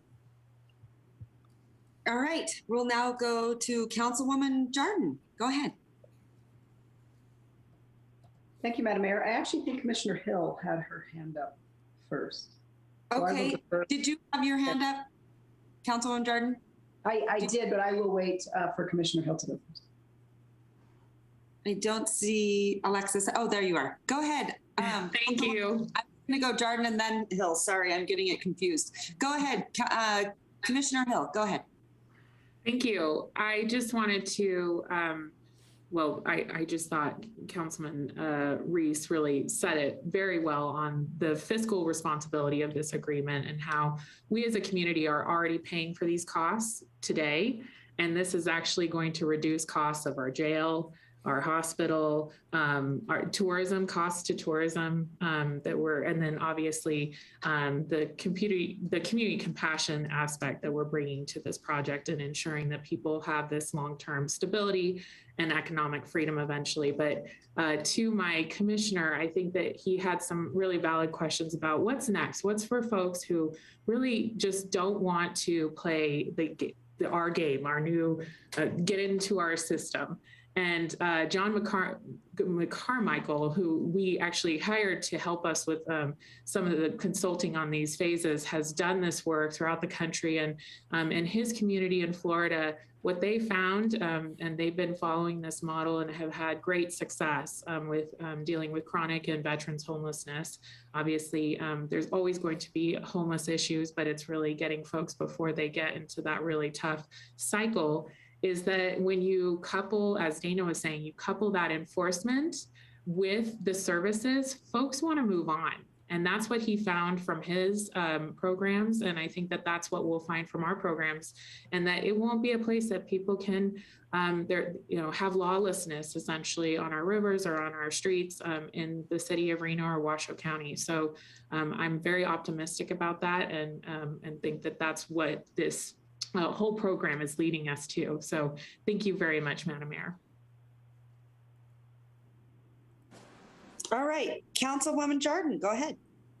Thank you very much, Madam Mayor. And Commissioner Hill kind of hit it on the nose, as did Member Reese. I did want to speak to Commissioner Hartung's comments.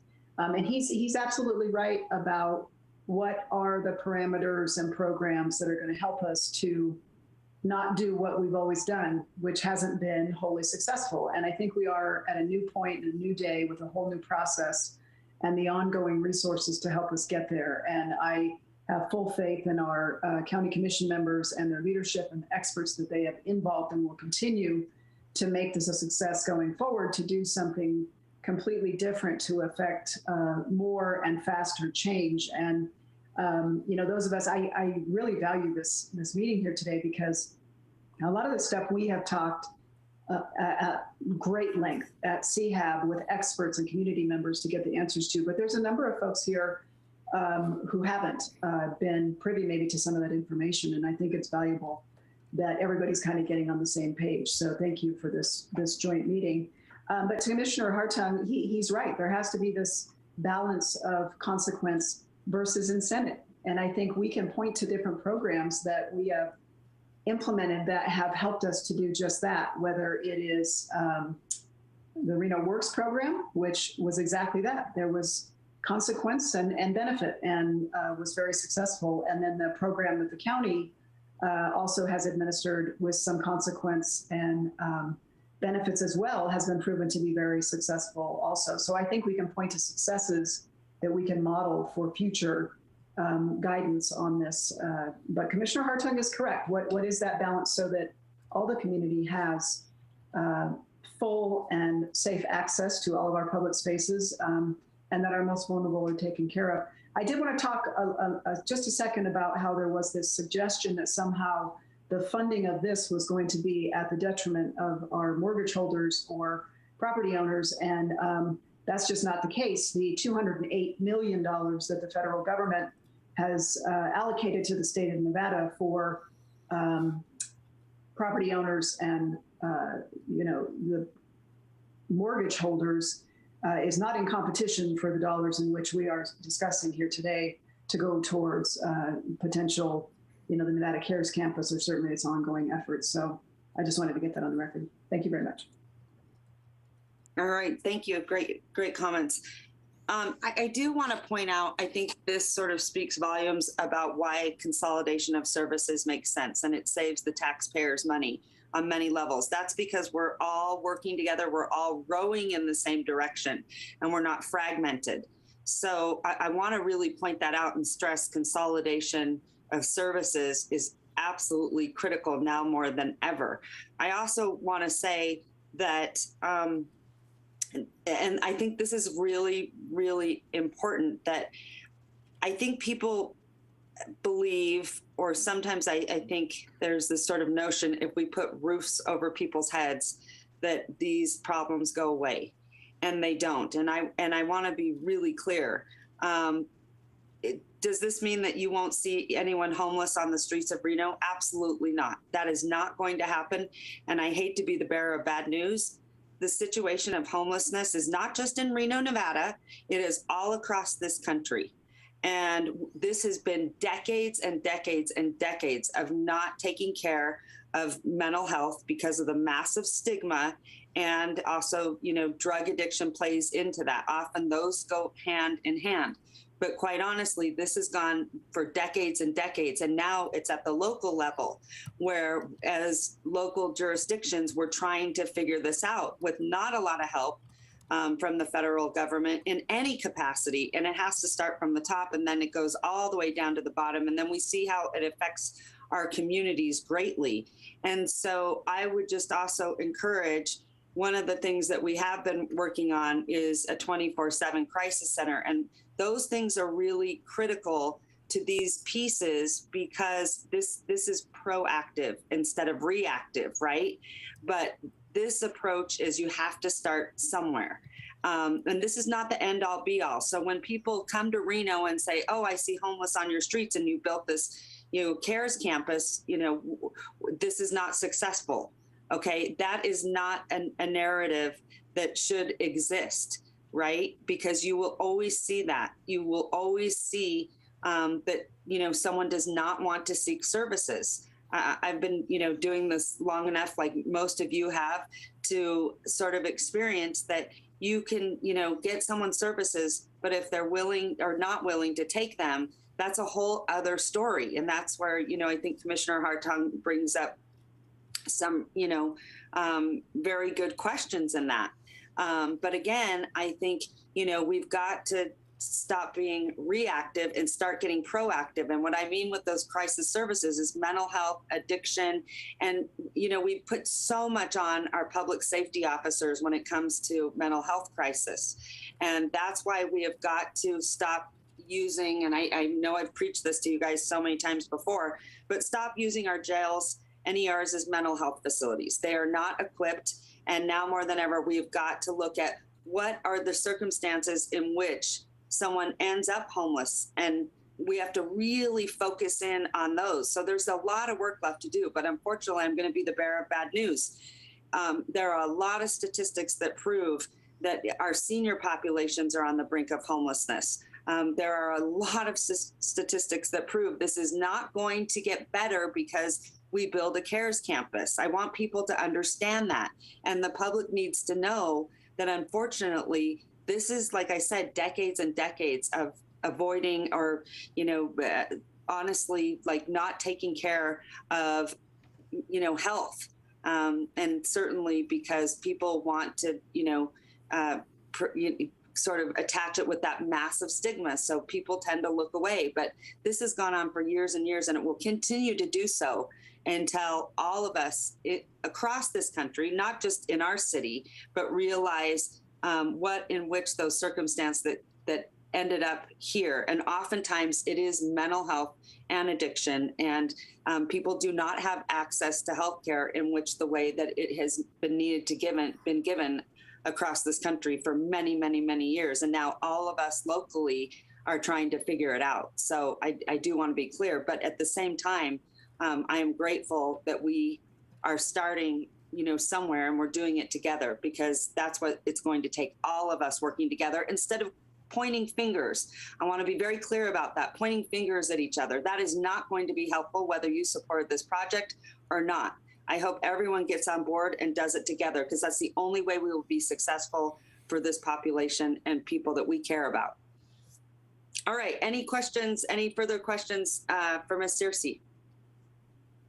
Just one quick comment, Madam. Oh, Mayor. Go right ahead. Mayor Lawson, please. Number one, I want to echo everything you said about mental health. I believe that we've all seen Treasurer Zach Conine show up in our chambers and give a presentation. There is a huge sum of money the state of Nevada has. We need to be all over filling out that form as to where we need to spend some of that money. And I think a good portion of it needs to go to mental health, which would help us tremendously in getting this campus to be more successful. The problem is we've got stage 1 of this done, and we really need to be at stage 2, so there's always this anticipation that we're not moving fast enough, when in reality, this has come together in less than a year. It's pretty amazing. So I commend every single one of you for being involved and making this happen. Also, keep in mind the CHAB will be around for a while to continue that space to bring everybody together so that we break down those silos and say, you know what, I can take round pegs, but I only take square pegs, and making sure the round peg people talk to the square peg people, and then we get services. Dana, I believe that there's hundreds of beds that are open right now that could be used. That to me is a shame by itself. And that's a communication issue. So we're going to work on all of these things as we go forward, but I'm going to commend each and every one of you, just lightning speed in which we have come together and made this thing happen. And we still have a lot more work to do, but this is a heck of a great start. But let's bug the treasurer to send us some of that $2.7 billion, I think is what the state got for mental health services. Okay, Mayor Lawson, excellent comments. Excellent. Thank you so much for that. Very, very good. All right, Councilwoman Bybee. Yep.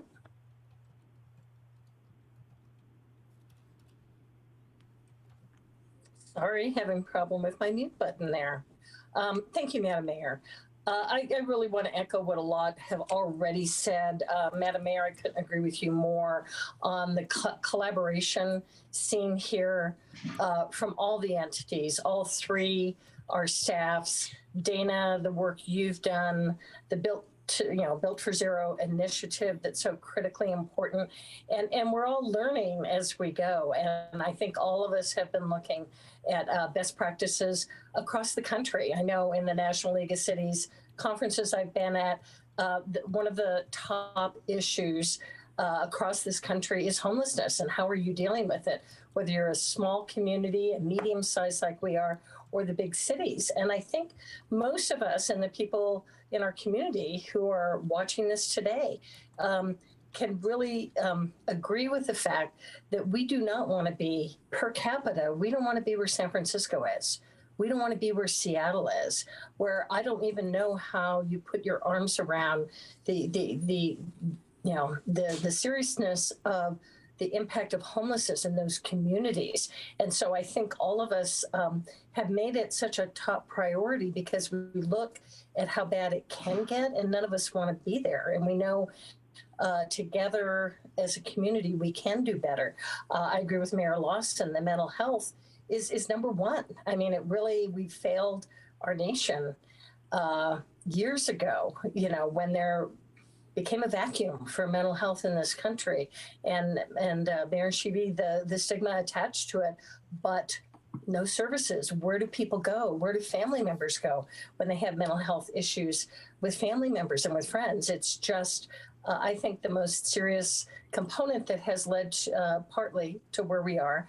But I think we would also agree that there's no silver bullet for homelessness. It's a multifaceted problem that all of us are working, bit by bit. I would agree, that it's like that elephant, one bite at a time. And really, like Dana had mentioned, it's one person at a time. It's each person by name, because what I need might not be what the person next to me needs. And I think I really appreciate that. I think that's where the answer is. I think, the wraparound services, number one, and follow up, and really moving people through the system with whatever help they need, which is different with each individual. And I think another component we have that is helping here in Sparks, we have the HOPE team and the whole new way of policing, and our HOPE officers that have been 11 months out there on the streets, and it's person by person. And by the time they get to, one of our homeless men, Jerry, 33 times before Jerry finally was tired of being bugged, tapped on the shoulder, "Hey, Jerry, how's it going?" He finally took services, and within a week, we had what he needed, and we're moving him into transitional housing. And so I think, for people that get frustrated that we're not going fast enough, this process has moved incredibly fast. And I think with the opportunities we have with federal funding that's coming in, that we can use to build the CARES campus and now to move forward to the next phases. I think we're absolutely on the right track. I support this interlocal agreement, Washoe County for taking the lead, but knowing that the cities are here also, because we all live in the same big bowl together, and we are independent, we are dependent upon each other for the success of this program and of helping the most vulnerable and providing those services. And I think how we do it is to knock down the silos between the three jurisdictions and between all the agencies and churches that provide it, to make sure we are all, on the same page, moving in the same direction. I think that's where we'll find success. Thank you, Madam Mayor. Madam Mayor. Go right ahead. Commissioner Lucy, go right ahead. We need to take a quick break to bring Council Member Weber back on. So if we can take a break quickly. All right. Let's see. Okay, why don't we come back? Do you think, are we dialing her in? We're dialing her in. Okay, perfect.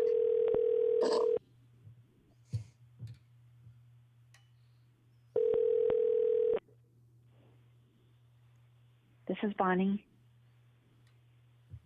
Hi, Councilwoman Weber. I believe you're in the meeting. Thank you so much. Appreciate it. Okay. Did you want to add any comments? Questions? I don't. I'm just thankful for this opportunity to move forward. All right, great. Okay, does anyone have any more questions? If not, we're going to move on to item 5.2. All right, seeing that there are none, I don't know if we need staff to take us into this, or I see you just popped up, Mr. Brown. Yes, Madam Mayor, I'm prepared to take you through item 5. Pardon, what'd you say? I said I'm prepared to take you through item 5. Great, thank you so much. Go right ahead. Can you hear me? Is the volume okay?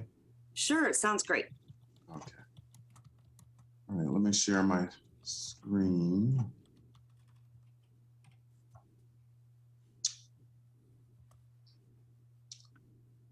Can you see that?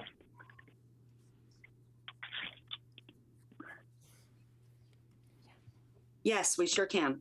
Okay. All right. Well, for the record, this is your county manager, Eric Brown, Washoe County. And I just have a few slides this morning that summarize the basic elements of the interlocal agreement and the cost share arrangements that we're putting before you today. So to start with just a review of the timeline, most of you know this better than I do because I haven't been here that long, but back in 2008, as we all know, Reno became the lead entity with regards to providing operations or overseeing operations at the Community Assistance Center, the CAC. And since that period, Reno has been performing that role. As you all know, last November, we had a concurrent meeting in which we achieved regional approval to go in on a mutual investment on the Nevada CARES campus.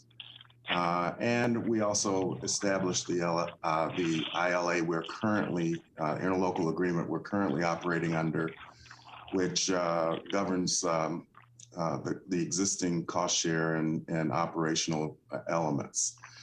During the first quarter of this year, 2021, CHAB and I think many of the jurisdictions began discussing the ongoing transition and responsibilities of the regional shelter operations and services.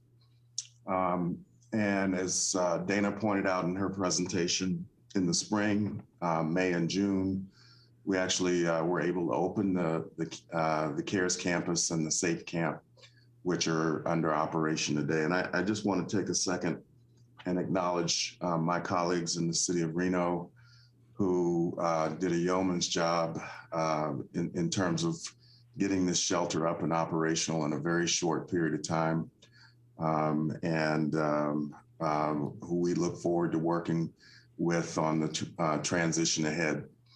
So today we're asking that we actually begin the transition from the city of Reno to Washoe County in terms of that Nevada, the Safe Camp and Nevada Cares campus transition. It will take time for the transition to be complete. There are a lot of different elements to it, including the transition of the continuum of care and other things. The ILA that we're asking you to review and approve today supports the transition and would cover the operation and funding of the homeless resources through the end of this fiscal year, so July through July 1st of 2022. In terms of roles and responsibilities, the county again would become the lead entity for homeless shelter and services, including the continuum of care, once HUD approval is achieved. In that role, the county would assume primary decision-making authority for both the Our Place and CARES campus and the Safe Camp as well. And we would work with our partners on fundraising for phase 2 and potentially phase 3, which is the Reno Housing Authority piece. The city of Reno and the city of Sparks, as you can see in blue, we're asking for a one-time capital contribution, and to designate staff liaisons to continue to work with the county during this transition period over the next 10 months or so, but also to support the transition of the continuum of care. City of Reno, we're asking to deed the campus parcels to Washoe County going forward. That is one of the items in the interlocal agreement. And to issue a special use permit to support the Safe Camp establishment in the Governor's Bowl, which is also needed. In terms of operating cost, the column in blue, the men's shelter, we would expect that the CARES campus at this point, we're projecting a little bit over $8 million in operating costs annually. The Safe Camp at about 1.4 million. The Our Place shelter, which is also expanded operations over on the NAMS campus at just under 5.4 million. Obviously, staff time will be involved in operating the continuum of care. And then we have about 759,000 in staffing costs, administrative costs, just to operate the COC, the CARES campus, Safe Camp, those items. So the total would be about 15.6 million in operating costs annually. And as we have in the past, where the ILA projects that the current tax receipt expenditures or percentages would carry forward as they have in the past. Capital costs,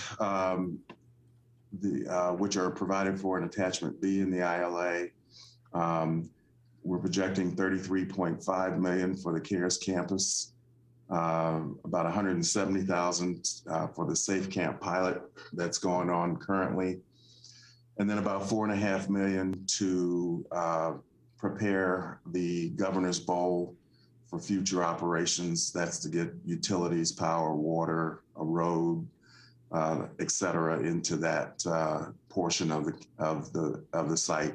So the total is about $38.2 million.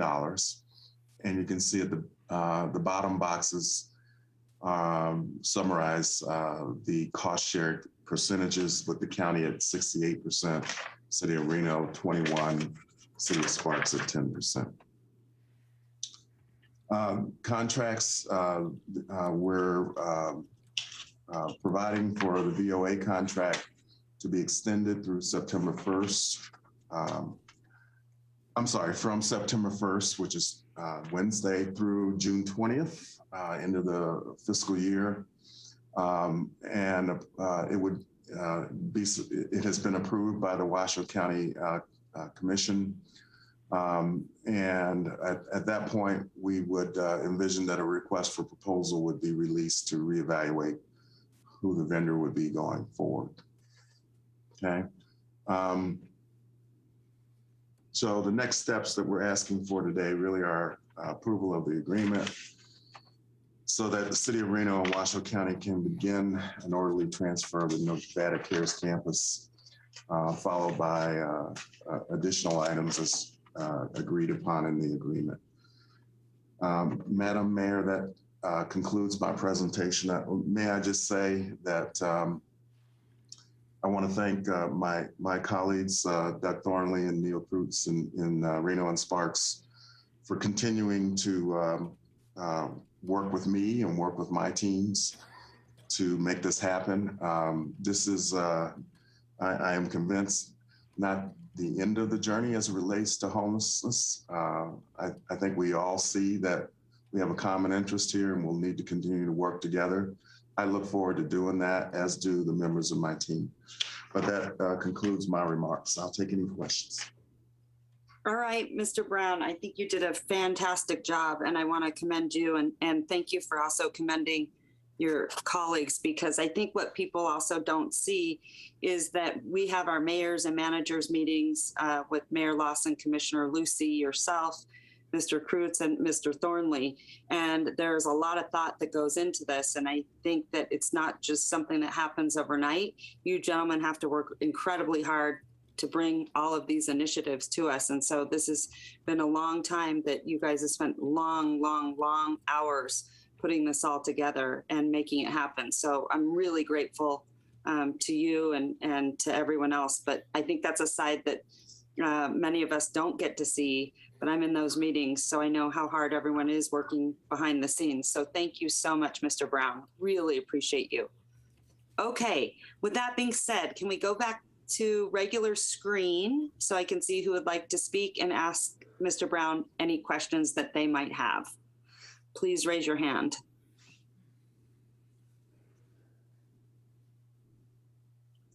No questions? All right. Okay, well, at this time, then I would imagine that we probably should, staff direction, are you looking for motions? Madam Mayor, we do have public comment. Oh, great. Okay, perfect. I'm going to send it back to you then. Okay. And County Chambers, go ahead. Thank you. In Chambers, we have Nicholas St. John, followed by Janet Butcher.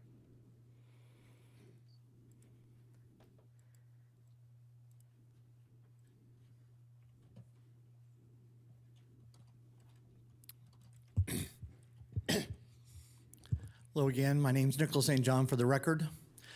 I have a couple of things that I have questions about.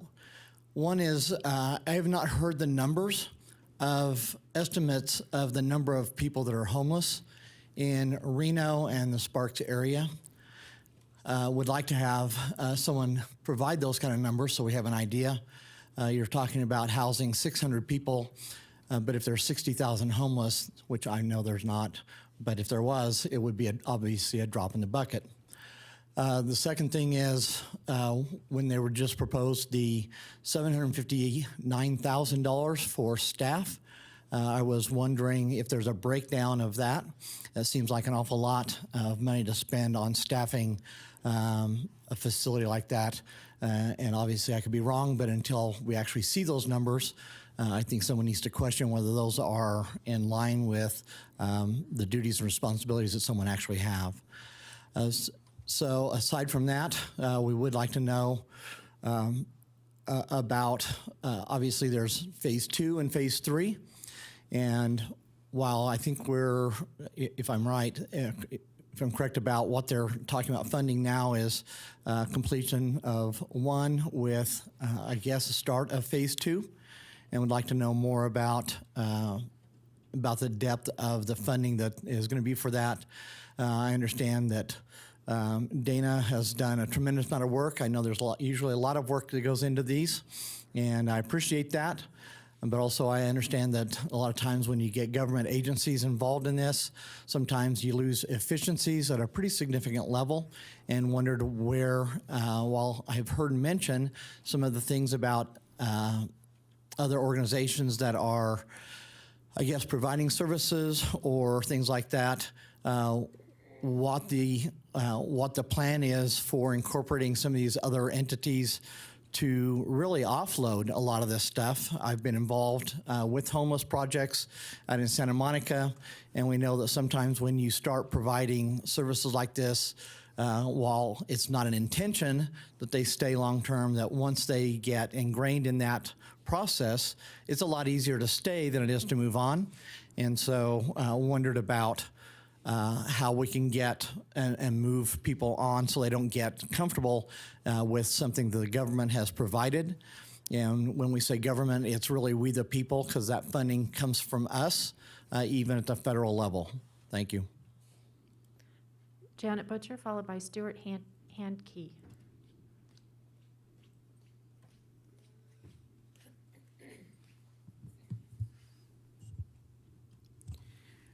Just quickly, I want to say something about the current transitional housing and the Reno Housing Authority.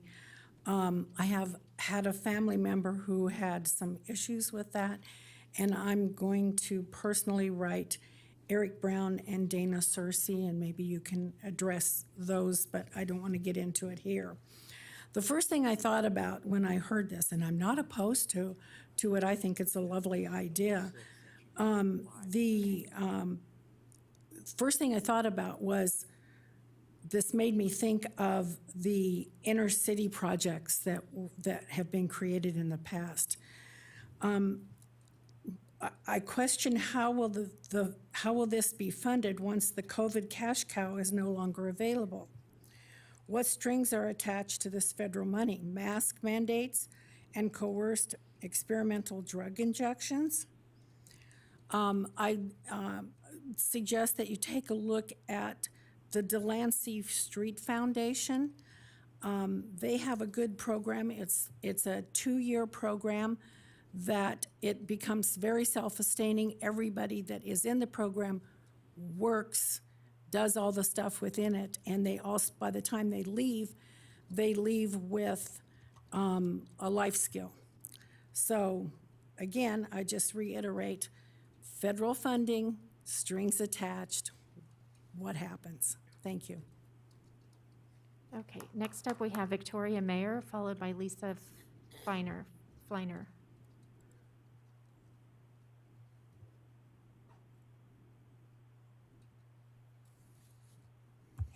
Victoria Meyer here. I agree with the past two comments, and also have concerns regarding the federal funding and the strings attached, if there's any forced and coercive measures in there regarding vaccinations and masks.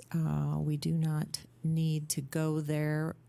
Please investigate those kinds of items and what happens after the funding from the feds runs out. So there are programs.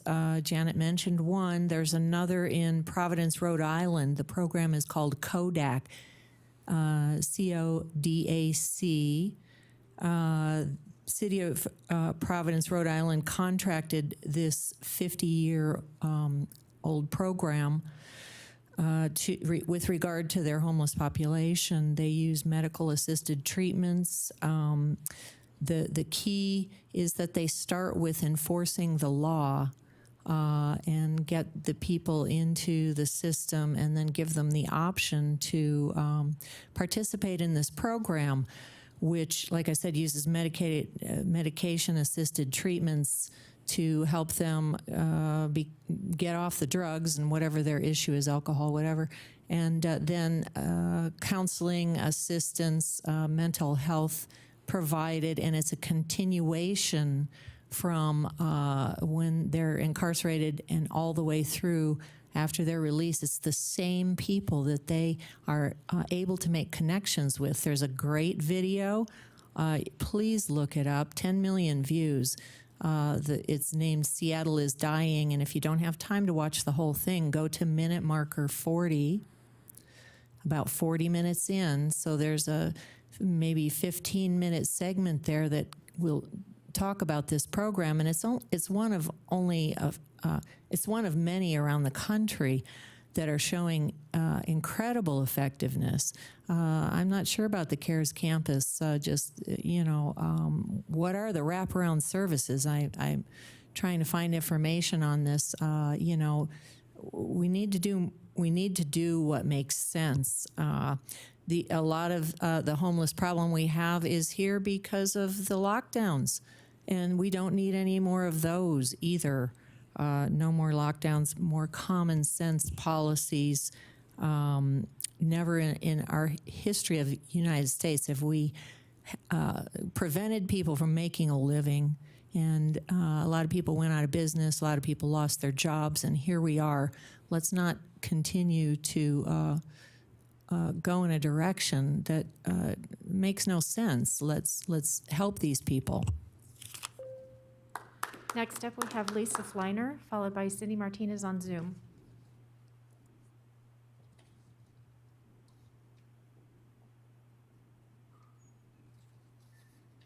Hi, my name is Lisa Fleiner, and I'm here to talk about freedom. My grandfather was a fighter against Mussolini and the Nazis during World War II, and he was held prisoner in a cave in the hills of northern Italy.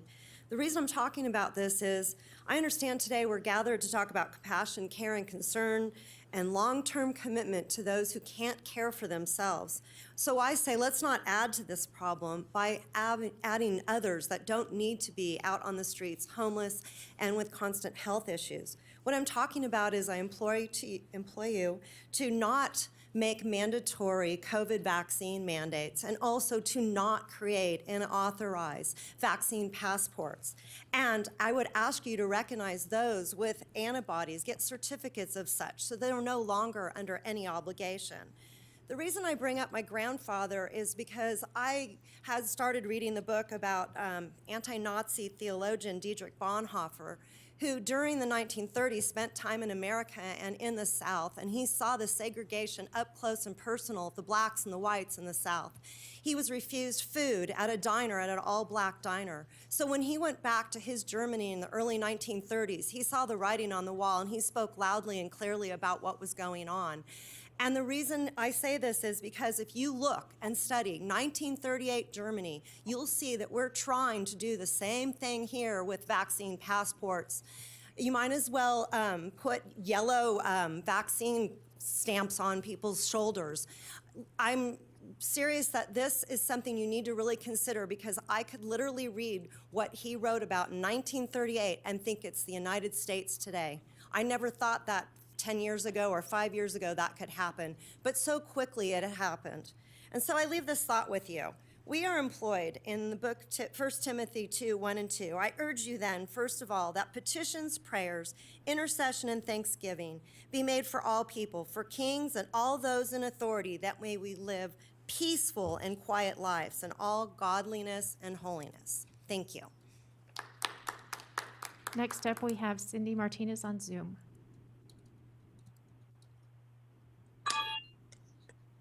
Good morning again. For the record, Cindy Martinez, 27-year resident, Washoe County, current resident of Sparks, city of Sparks, a city I choose to live in because of its responsible management, a fiduciary responsibility, as well as respect for the citizenry.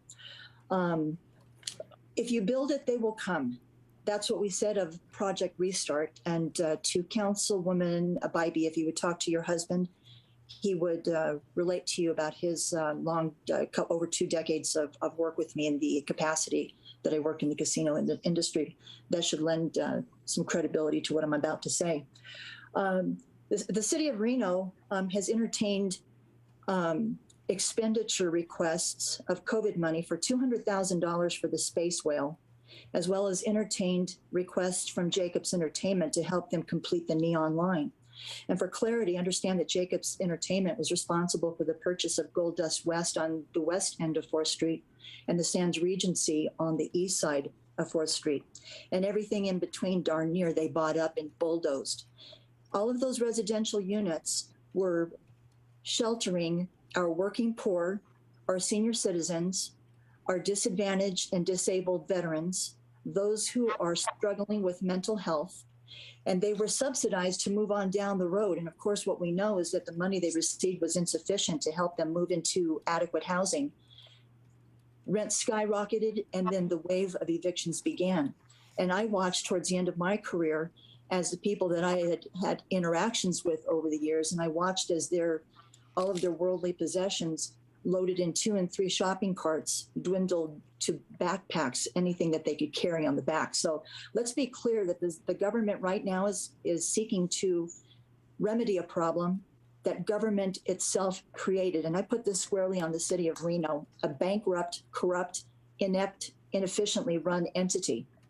I think the problem here is that the money will eventually run out. Now, having said all of that, and of course, the county commission knows well my angst with what's going on. I've watched the spending spree, actually the hiring spree that's happening in the bureaucracy to manage this project. Having said all that, I still want to articulate that based on my meeting with Mr. Brown, county manager of Washoe County, I am putting my faith and trust in his ability to capably and financially manage this problem and bring it to bear. But make no mistake, the city is entertaining gentrification that is dislodging our most vulnerable citizens. Thank you. Next up, we have Bruce Parks signed in as Nevada Patriot on Zoom.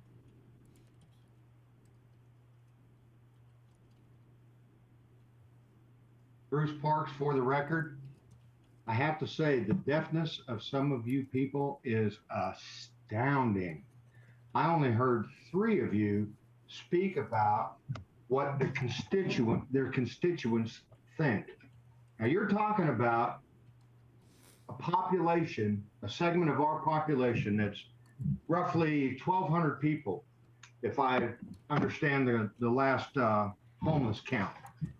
1,200 people, and we're going to spend tens, if not hundreds, of millions of dollars taking care of that small number of our population. Amazing. Absolutely amazing. What's even more amazing is some of the money that you're talking about. You're talking about state and federal dollars, and you talk about it like it's free money. No, that money comes from taxpayers. The government doesn't have anything that they haven't taken from somebody else. But you folks talk about it like it's free money. Councilman Herman, or Commissioner Herman, Commissioner Hartung, and Councilman Dare, thank you for actually showing some care and consideration for the constituents that you represent. Much appreciated. I wish that the city of Reno would follow the example that the city of Sparks had set in their approach to the homeless along the river. Not to the homeless across the entire city, but at least along the river.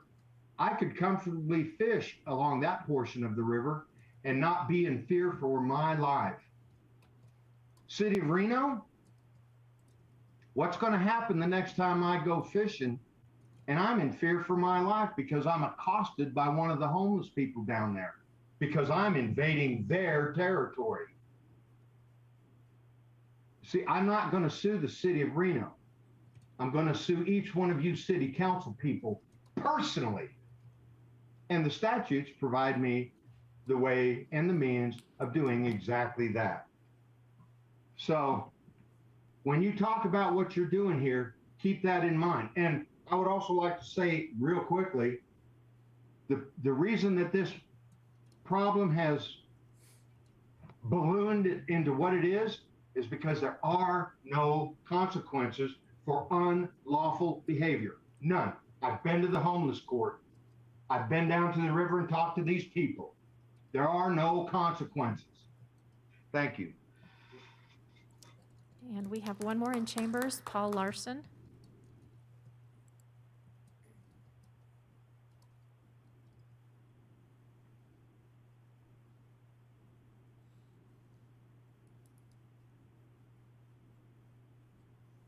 Okay, as regards consequences, this is important to have a carrot and a stick to make any such program function. We all recognize that.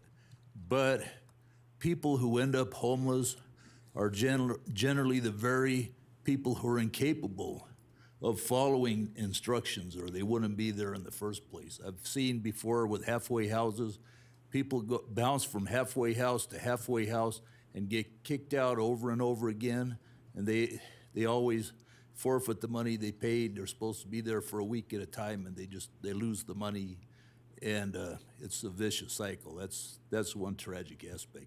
But another one is that we recognize the vast majority of the homelessness that exists now is due to drug addiction.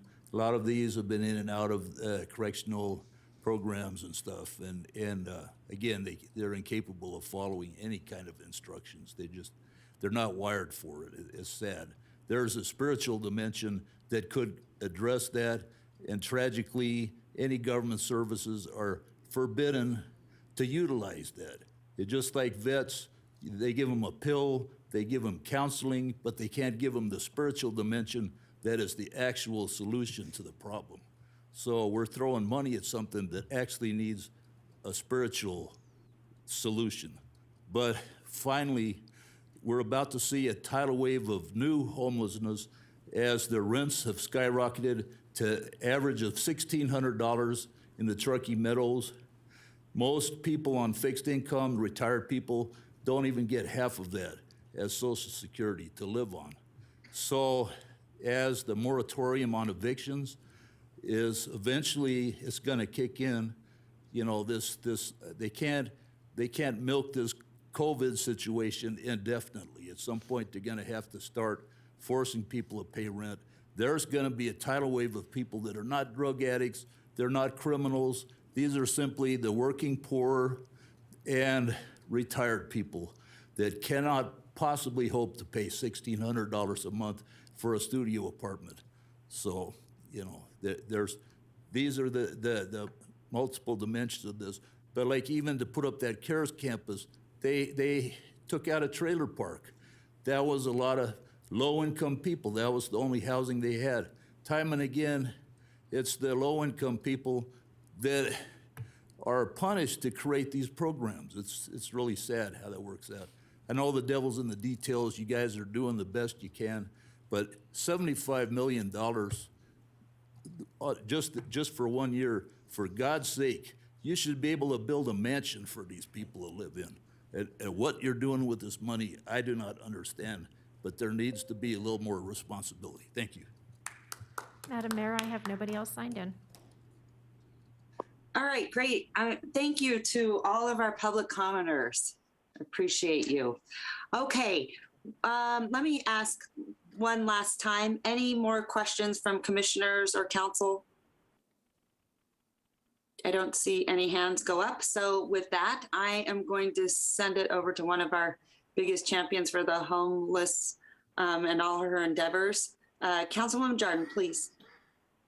Thank you very much, Madam Mayor. And I would be remiss if I didn't take 1 minute to, we as electeds, you know, might get our face or our name out there for the different things we champion. But there was just a sea of staff, people behind the scenes that really made this come together. And if I didn't take a second to call them out by name, I wouldn't be doing my job. So if I forget somebody, please somebody chime in. Eric Brown, what a leader. You helped us get from stuck on these issues to unstuck, and you are a true leader. Kate Thomas, my goodness, you deserve a vacation from all the phone calls and the details that you have worked on and through with Neil Kreutz and our city manager, Doug Thornley. What a champion you have been as well on helping bring this to fruition. Arlo Stockham was the one that helped us initiate this and get the property at the beginning. So thank you, Arlo. Cynthia Esparza, all the meetings, thank you so much for helping us get to this point. Monica Cochran, fantastic. And again, we need to go back and where's the rubber meeting the road and the real work being done? That's VOA and Pat Cashel. That's Grant Denton and the Karma Box project.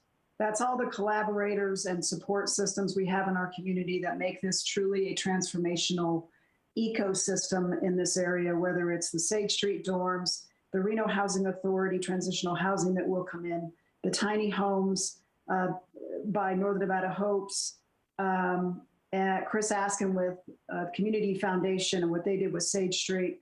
Just tremendous thanks. And to the CHAB members, Ed Lawson, Bob Lucy, Christopher Dare, Alexis Hill, Oscar Delgado, and Devin Reese. It all started 4 years ago when we formed that board to do what we are doing here today. So with that, Madam Mayor, I'd like to make a motion to approve the ILA. Second, Councilmember Reese. All right, so I have a motion and a second. Do I have any discussion? Yeah, Madam Mayor, may I be recognized? Yes, please go ahead. Councilwoman Breckus. Councilmember Breckus, yes. I am happy to support the motion, and I think that it is a reflection of the hard work of many people, some of who have been named and referenced by others, and also the moment of the federal government deciding to bring a lot of money down to our levels with the COVID relief efforts. And that's what has made the difference for us to be able to have the resources. And I think it's a good use of resources to address this issue in our community at this time. I have not voted for, I didn't vote for the master agreement that we're amending today or 4 of its predecessor agreements on the sole issue that I always felt the county needed to be the lead in this space. And that's because they bring in the lead of the dollars in terms of operations. And so this agreement shifts that significantly, and I'm very happy to support it on that alone. I have some concerns on some issues. I think it would go important to call out that the provision that the city of Reno issue a special use permit has due process concerns to me. Should that come for an appeal to the city council, we've shown that we're already going to issue it. And I know I'm not asking for anyone legal to bring in. This is just my expression of a concern. And I understand also Ms. Searcy said that she's working with neighbors, and there may well be concerns coming up on that land use issue. I want to look forward into the future, and the future to me, while I've expressed concerns about the congregate nature of the facility, the how the input's been provided, the model, once it's built, I really do see the county taking the ownership of this. A city council member doesn't weigh in too much on how they manage the foster care program. We'd go in for inquiry maybe if someone raised that to us, but it's their function in their area. And I think that this distinction is a very good one to get them to do that. But of course, the city council member should always have their mind on where they put their money, even in an interlocal relationship. But I think the most significant thing here that this is going to allow the city of Reno to do is manage space as we do out in the field, public spaces, but also focus on housing. The way the dollars come in is the Reno Housing Authority is more under the City of Reno auspices, and also the Home Consortium, we're the lead. So this, which is, in my view, always been more social services. And I really appreciated hearing Manager Brown talk about the relationship with the medical system, because I think that's also where the county has expertise, is going to free up the city of Reno to focus on the housing issue across the spectrum of needs, where we have not been able to do that to the degree that I feel we have needed to in this run-up of housing affordability crises from the Great Recession rebound. So I am excited to support the motion before us and look forward to the future of these new arranged interlocal responsibilities. Thank you, Madam Mayor, for allowing me to speak on the motion. All right, thank you. Are there? Go ahead, Woman Jark. I'm so sorry. I totally forgot to say kudos to Dana Searcy. Oh my goodness. You have been the one bringing in all the data. You're on my list and I failed to read your name off. And of course, Jackie Bryant with the City of Reno as well. And to all the leaders that saw the vision of this from the beginning and supported it all along. thank you for your support all along. You led. Thank you. I want to say thank you, Councilwoman Jordan, for recognizing them. I really appreciate that because you hit the nail on the head. They are the ones doing the hardest job and really bringing it together. None of us can do any of this without the incredible staff that we work with. So thank you so much for mentioning that. And I did want to also mention a special thank you to RHA, Amy Jones. I think they just have been incredible partners. RTC, Bill Thomas, incredible partners. The BID, Alex Sosinski, incredible partners. This is all going to be, a regional effort. This problem is much too large for any one entity to take on the sole responsibility. I think we're kidding ourselves if we think that it's just going to be one entity. Now more than ever, we all have to do it together, and we know that consolidation of services is what it's going to take. So I want to thank all of you. All right, any more discussion before we take this vote? No? Okay, so I have a motion and a second from the City Council of the City of Reno. All those in favor say aye. Aye. All those opposed? Motion carries unanimously. All right, I'm going to send it to you, Mayor Lawson. All right, then I got to remember to unmute myself. We haven't done Zoom in a while. Any discussion or comments from the Sparks City Council? Mr. Dare? I just have one discussion. I do want to say thank you to everyone, but I want to also speak again to our community that this actually hopefully opens doors and gets a foundation for our whole community, from churches to our businesses to nonprofits to just a caring human being like those who are even speaking in our community today, to actually come and have a place to be able to serve and help some of our most vulnerable in our community. And I say that sometimes it would seem like when we put projects together like this, it almost makes people think, oh, they got it taken care of. I want to tell you that is not true. We need you. We cannot do this on our own. We don't want to do this on our own. And if anything, what we're trying to do is be an example to all of our region that this together we can actually do something. Mental health and all that stuff is going to be helpful, but none of it's going to compare to when we gather around people and show them dignity, show them life. This is something that I think churches and nonprofits do. So anyway, that would be my only fear, is that someone out there would say, hey, they got this. And then we can go do our thing. If anything, this opens the door in the future here that we a platform for more people to work together. Thanks. Okay, any other comments from the council? If not, I'm looking for a motion. Mr. Dare. I'd like to approve the interlocal agreement between us, the City of Reno, and Washoe County. Thank you. Okay, second. Anybody? I'll second that motion, Mayor. Thank you, Ms. Bobby. Any further discussion? All those in favor signify by saying aye. Aye. Aye. Aye. Opposed? Motion carries unanimously. Chair. Now, obviously, we are on to Washoe County. And so I would look for any discussion from Washoe County Commissioners. Mr. Chairman. Commissioner John. Hi, thank you for acknowledging me. I just want to say to Mayor Sheeby and Mayor Lawson and to our commission chairman, Lucy, as well as the vice chairman, and especially our newest member, Commissioner Hill, who's really taken the ball and ran with this. I am so proud of all of you, and I'm so proud to serve with the City of Sparks electeds and the City of Reno electeds, and of course, my Board of Commissioners. This is the proudest moment of 14 years being an elected official, to have all of us to have turned our reactions into action, coupled with compassion and, as was noted, consequences, is something that I have not ever seen in this community. And I will definitely go on the record. I've said it many times about my Board of County Commissioners. They are the best board today that I have, that I've ever had.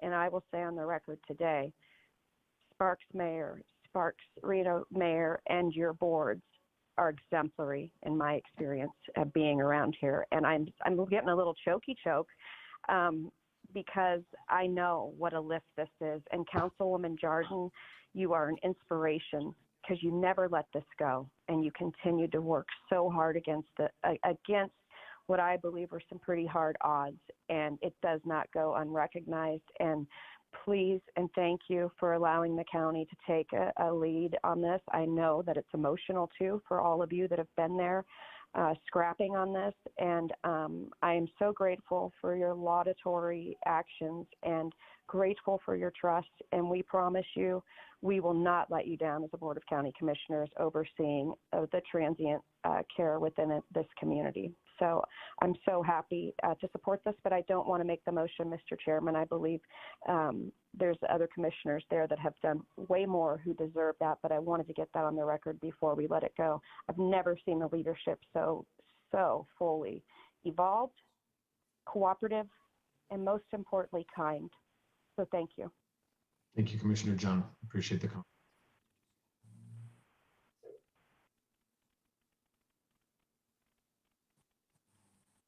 Were you asking for a motion, Mr. Chairman?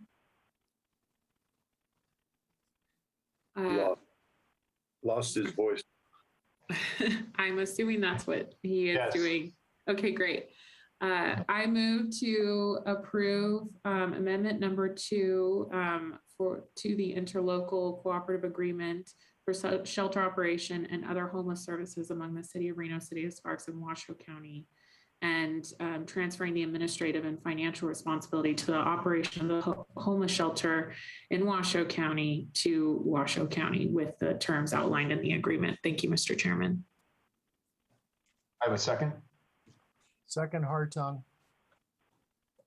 I want to thank, for further discussion, I want to thank Commissioner Hill for, as Commissioner Jung pointed out, all of her hard work and due diligence that she's put in her tenure towards this issue. She has been committed to seeing this through, and through her efforts at the county and through her continuous work with staff that she's forward on behalf of the county. And I want to thank the City of Reno and City of Sparks as well.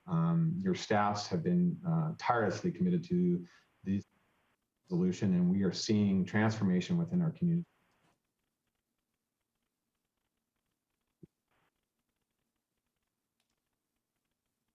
Councilman or Commissioner Lucy? Madam Mayor? Sorry, you were going in and out. Sorry, I think my internet, I'm sorry, I apologize. That's Can okay. you hear me better now? Now Okay. we can. Go ahead, sorry. So with that, I just want to thank everybody. I appreciate the City of Reno, City of Sparks, Washoe County, and all of their work. Councilwoman Jardin, Commissioner Hill, thank you for your tireless effort. Staff, I know this has been a long road just this year, so thank you for all your work. But I do have the floor to approve the item. With that, I will call for the vote. All those in favor by saying aye. Aye. Aye. All those opposed? Aye. Carries 4-1 with Commissioner Herman being in the opposite. Everybody appreciate that. Madam Mayor, I'll turn it back over to you. All right, thank you so much. I just want to say thank you so much to Commissioner Jung, because I think you've probably been the longest serving.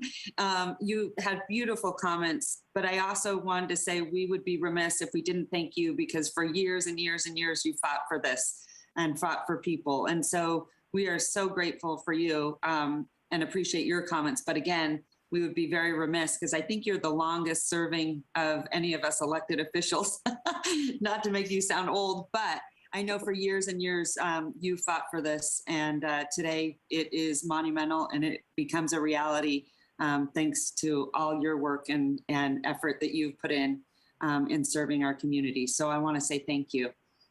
So this really is pretty outstanding.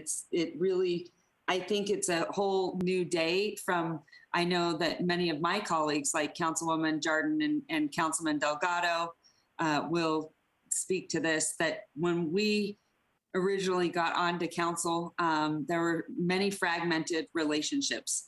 And today, I think this is a testament to the really wonderful working relationships we have with each other. And it's so impressive to see, even from watching Commissioner Hill get elected, working with her at the city and just inspiring, so many people to really kind of live that dream. I think people want to, but then they get discouraged. And I think, so many of us are rooting for each other. And that wasn't the case when we were elected many years ago. Remember, Councilwoman Jordan? And so today, I think all of us have great relationships with each other, even if, there are times we, have differences. I think we, put them aside and we realize that the greater work is for the people in our community. And so I think this is a testament to who all of us are, and, to Council or to Commissioner Jung's points that she's, so proud. I think all of us have something to be very proud of today. And it really has been an honor to work with all of you in something to this magnitude. So thank you. Mayor, can I just say something too? Yes, please, go ahead. Thank you. And I just want to, you mentioned Commissioner Jung, and I remember when I first got in office, and that was one of the boards that I was honored to represent our Sparks on, and it was a transitional housing board. And I remember us sitting there with Dave Bobsian and her and me, and we would just listen to things, feeling very, very powerless to do anything.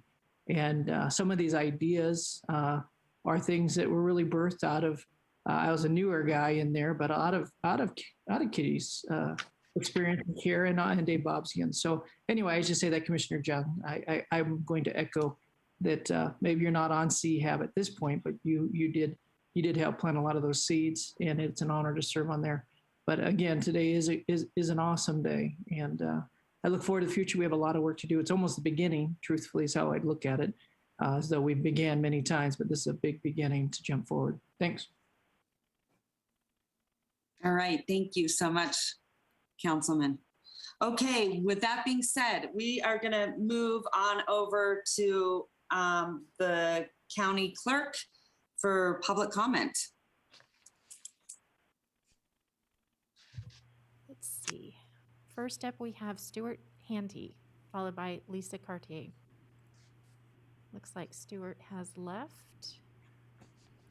Lisa, is Lisa here? Looks like Lisa's left too. Julie Osborne.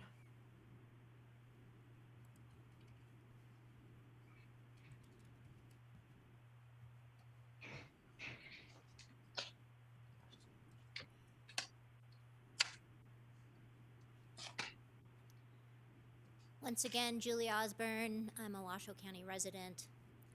I would respectfully like to remind you all that you work for us, and I am very disappointed that after public comment on the homeless issue, none of the questions were even answered.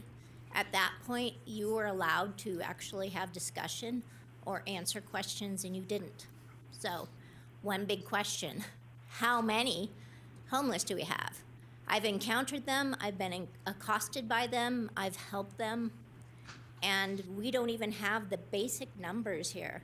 Nobody answered that question.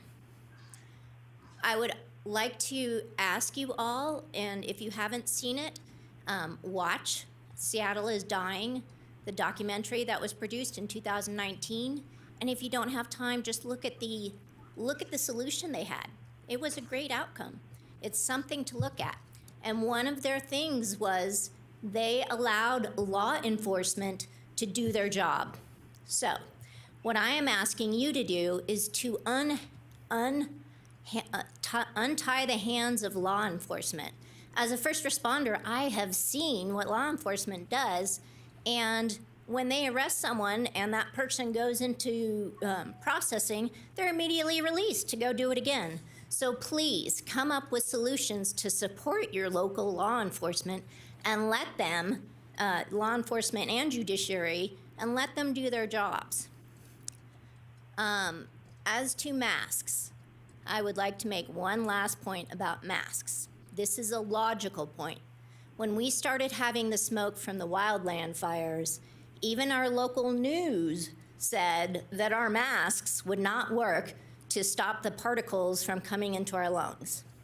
So if you look at a wildland fire, which I've been in many and worn bandanas which don't work, these particles of wildland fire will go into your lungs. These are huge particles compared to a virus. A virus, much, much, much, much, much smaller. So how do we actually think a mask works?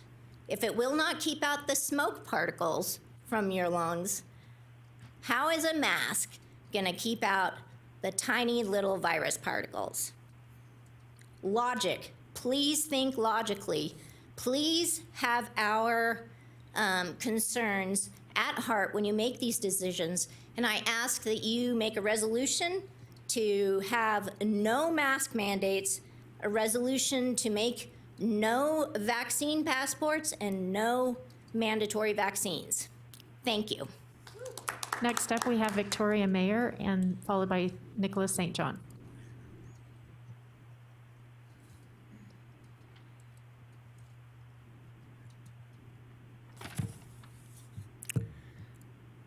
Victoria Meyer, 44-year resident of Washoe County. I'm really discouraged, dismayed, disappointed that so many people come up over the months talking to you guys, school boards, et cetera, health boards, and you guys never have any discussion about what we talk about. The 4 hours of the Board of Health, Nevada State Board of Health, 4 hours of comments, 3 minutes of discussion, case closed, passed, vaccine mandates. I'm not an anti-vaxxer. I am anti-force and against the coercion that's happening. You must ban vaccine passports before they come. If you do not, you do nothing. If you do nothing, you'll be helping reinstitute segregation, which was defeated decades ago, both legally and in a huge moral victory. Currently, the NFL is having their players who are unvaccinated wear a yellow armband. Are you kidding me? Do I have to wear one if I don't get a vaccine so you can identify me? Are you going to segregate the population? You people need to think about this. I'm going to play a short video clip, the audio for you. A little bit of multiplication. So you've got a thing on the left, CO2, that you want to get to zero. And that Let me preface this. This is Bill Gates' TED Talk called Innovating to Zero, talking about climate change. CO2 equals the world population times services used times energy used times, I forget the fourth category. So here he goes. Listen carefully, please. This is Bill Gates. That's going to be based on the number of people, the services each person's using on average, the energy on average for each service, and the CO2 being put out per unit of energy. So let's look at each one of these and see how we can get this down to zero. Probably one of these numbers is going to have to get pretty near to zero. That's back from high school algebra, but let's take a look. First, we've got population. The world today has 6.8 billion people. That's headed up to about 9 billion. Now, if we do a really great job on new vaccines, healthcare, reproductive health services, we could lower that by perhaps 10 or 15%. Now, if we do a really great job... Did you hear that? If we do a really great job on vaccines, we can reduce the world population. What is Bill Gates talking about? What could he possibly mean? He's a smart guy. He didn't make a mistake. Do you know that he was kicked out of India for experimenting with vaccines that did much damage to much of his population over there? Please think about this, folks. Educate yourselves on what's going on. Nicholas St. John, followed by Janet Butcher. Thank you, Victoria. I think I met with you one time about a property issue. Nice to see you. Thank you.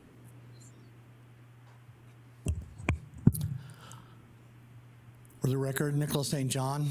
Can I get the overhead, please?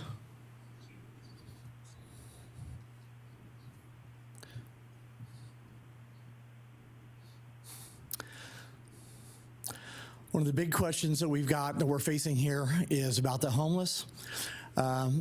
We've heard others say that they believe, and again, I don't know, have the numbers, so I'd like to know what the numbers are of homeless before the quote-unquote pandemic. We've not been in a state of emergency for at least 15 or 16 months. We were willing to go along with the lockdowns for a little bit, but it became apparent that this really was not a pandemic. This was something that was manufactured, that was political. Now, along the with the lockdowns, what happened was a lot of people lost their jobs, a lot of businesses closed, and so those that implemented the lockdowns need to take responsibility for putting so many people on the street. So I know in the political realm, if you can create a problem, then you can bring the solution, then you're a hero. You're not going to be a hero by fixing the homeless population that has mushroomed since a fake pandemic. That's not to say that there isn't a real disease. It doesn't mean that there are not people dying.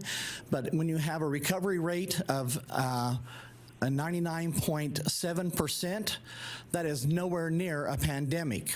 So all this is nonsense, and we're demanding that you, each one of the entities, the City of Reno, the City of Sparks, and the County Commission, put forth resolutions at their next meeting to ban passports, vaccine passports, to ban mandating vaccinations, and ban the use of masks for mitigation. Now, under the emergency use authorization, you cannot mandate something under an emergency use authorization, which masks are, and so are vaccinations. What you see here is a sign that you'll see across this city because they cannot get enough people to work.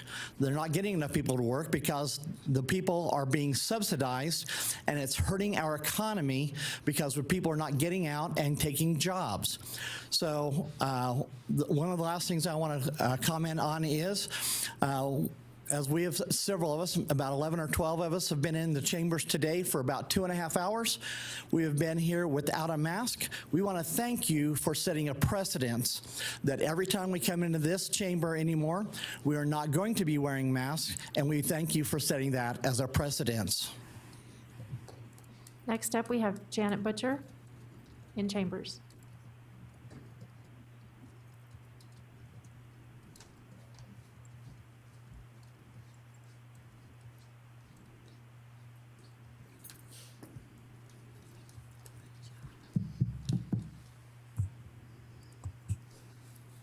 I just want to take the opportunity to remind everybody that tomorrow is Drug Overdose Awareness Day.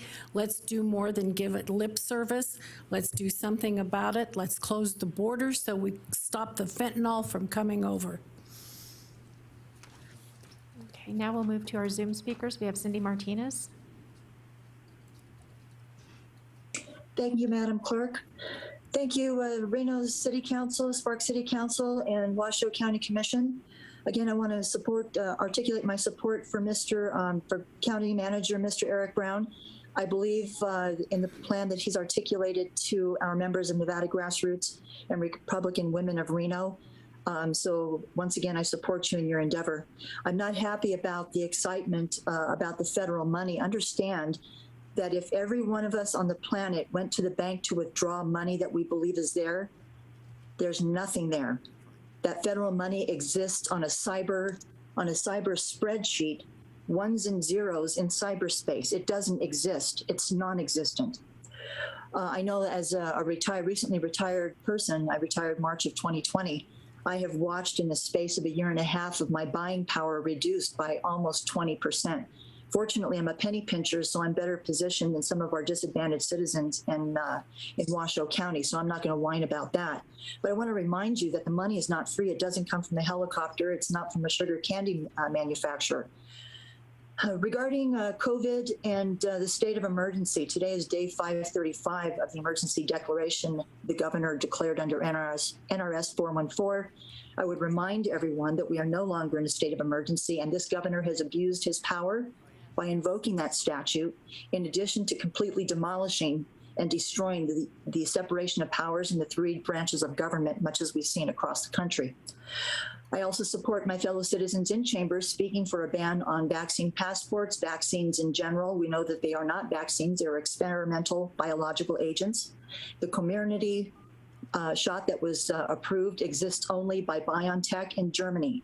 It has not been approved in this country. Pfizer is frantically trying to offload into the arms of unsuspecting citizens under the auspices of an approval to get rid of what they have in stock. Finally, I would speak about vaccine passports. On the door posted at Nevada State Bank is a notice that says, "Attention, the state of Nevada requires everyone wear masks in indoor public places where they may have contact with people who are not fully vaccinated. Thank you." If that is not a call to those who have chosen to exercise personal choice, freedom of choice, and consult with their own personal physicians to declare us as unclean, I don't know what it is. Furthermore, there's another business in town that has declared the imposition of a vaccine passport, and that would be Bodywork Reno. He will not be accepting any business from anyone who does not have a vaccine papers, please. So I would remind also the City of Reno and City of Sparks the difference in application of the trespass statute 207.200 as hampered by former city attorney Patricia Lynch. City of Reno requires a advise of every 6 months to trespass people out of casinos and other businesses. Okay, the next one up on Zoom is Bruce Parks, signed in as Nevada Patriot.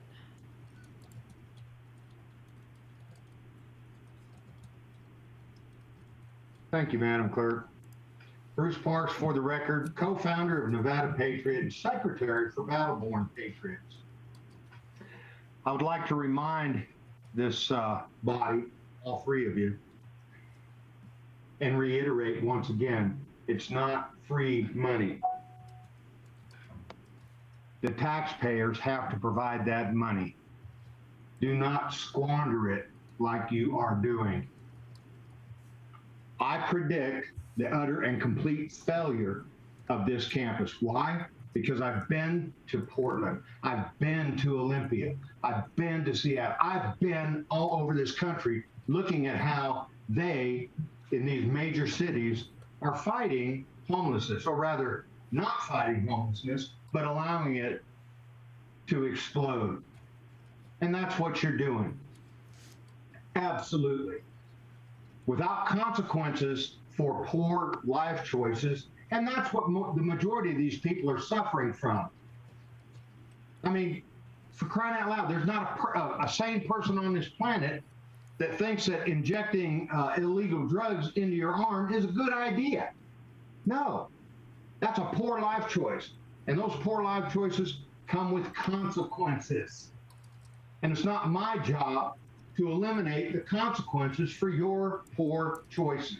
That is not a burden for the taxpayers. If that's what you choose to do it elsewhere. Don't do it here. We're not going to have it. That's the message that could be sent, but it's not.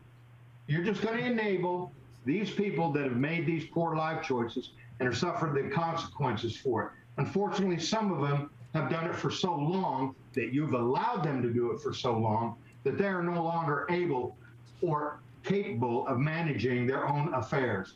Those people, we bear that burden, and we should take responsibility for that and care for those people. The rest of them, well, like it says in 2 Thessalonians, a man that does not work shall not eat. That's pretty simple. I've had a job since I was 13 years old, and a lot of times I had two jobs, and sometimes even 3. It's called responsibility. If you don't want to take responsibility for yourself, we can incentivize you to do so. You either get right or you get gone. And those should be the only 2 choices for those people that refuse to accept the consequences for their poor life choices. Those people are called what? The euphemism that you use is unsheltered. It's like calling a drug dealer an unlicensed pharmacist. Call them what they are, vagrants by choice. Or as I... There's nobody else signed in. All right, thank you so much. Really appreciate all those comments. Okay. At this time, Madam Clerk, I'm going to ask from the city of Reno a motion to adjourn. Move to adjourn, Councilmember Reese. Okay, I have a motion from Councilmember Reese, a second by Councilwoman Jordan. All those in favor say aye. Aye. All those opposed? Motion carries unanimously. Okay, I'm going to send it to you. Mayor Lawson, take it away. Looking for a motion to adjourn. Mr. Dare. Move to adjourn. Ms. Spivey. I'll second that motion. Sorry, I missed you. Sorry. All those in favor, please signify by saying aye. Aye. Aye. Opposed? Was carried. Thank you very much, and thank you everybody else. County Commission, we are adjourned. Thank you very much for enjoying. Bye. Thank you. All right, you guys stay safe and healthy.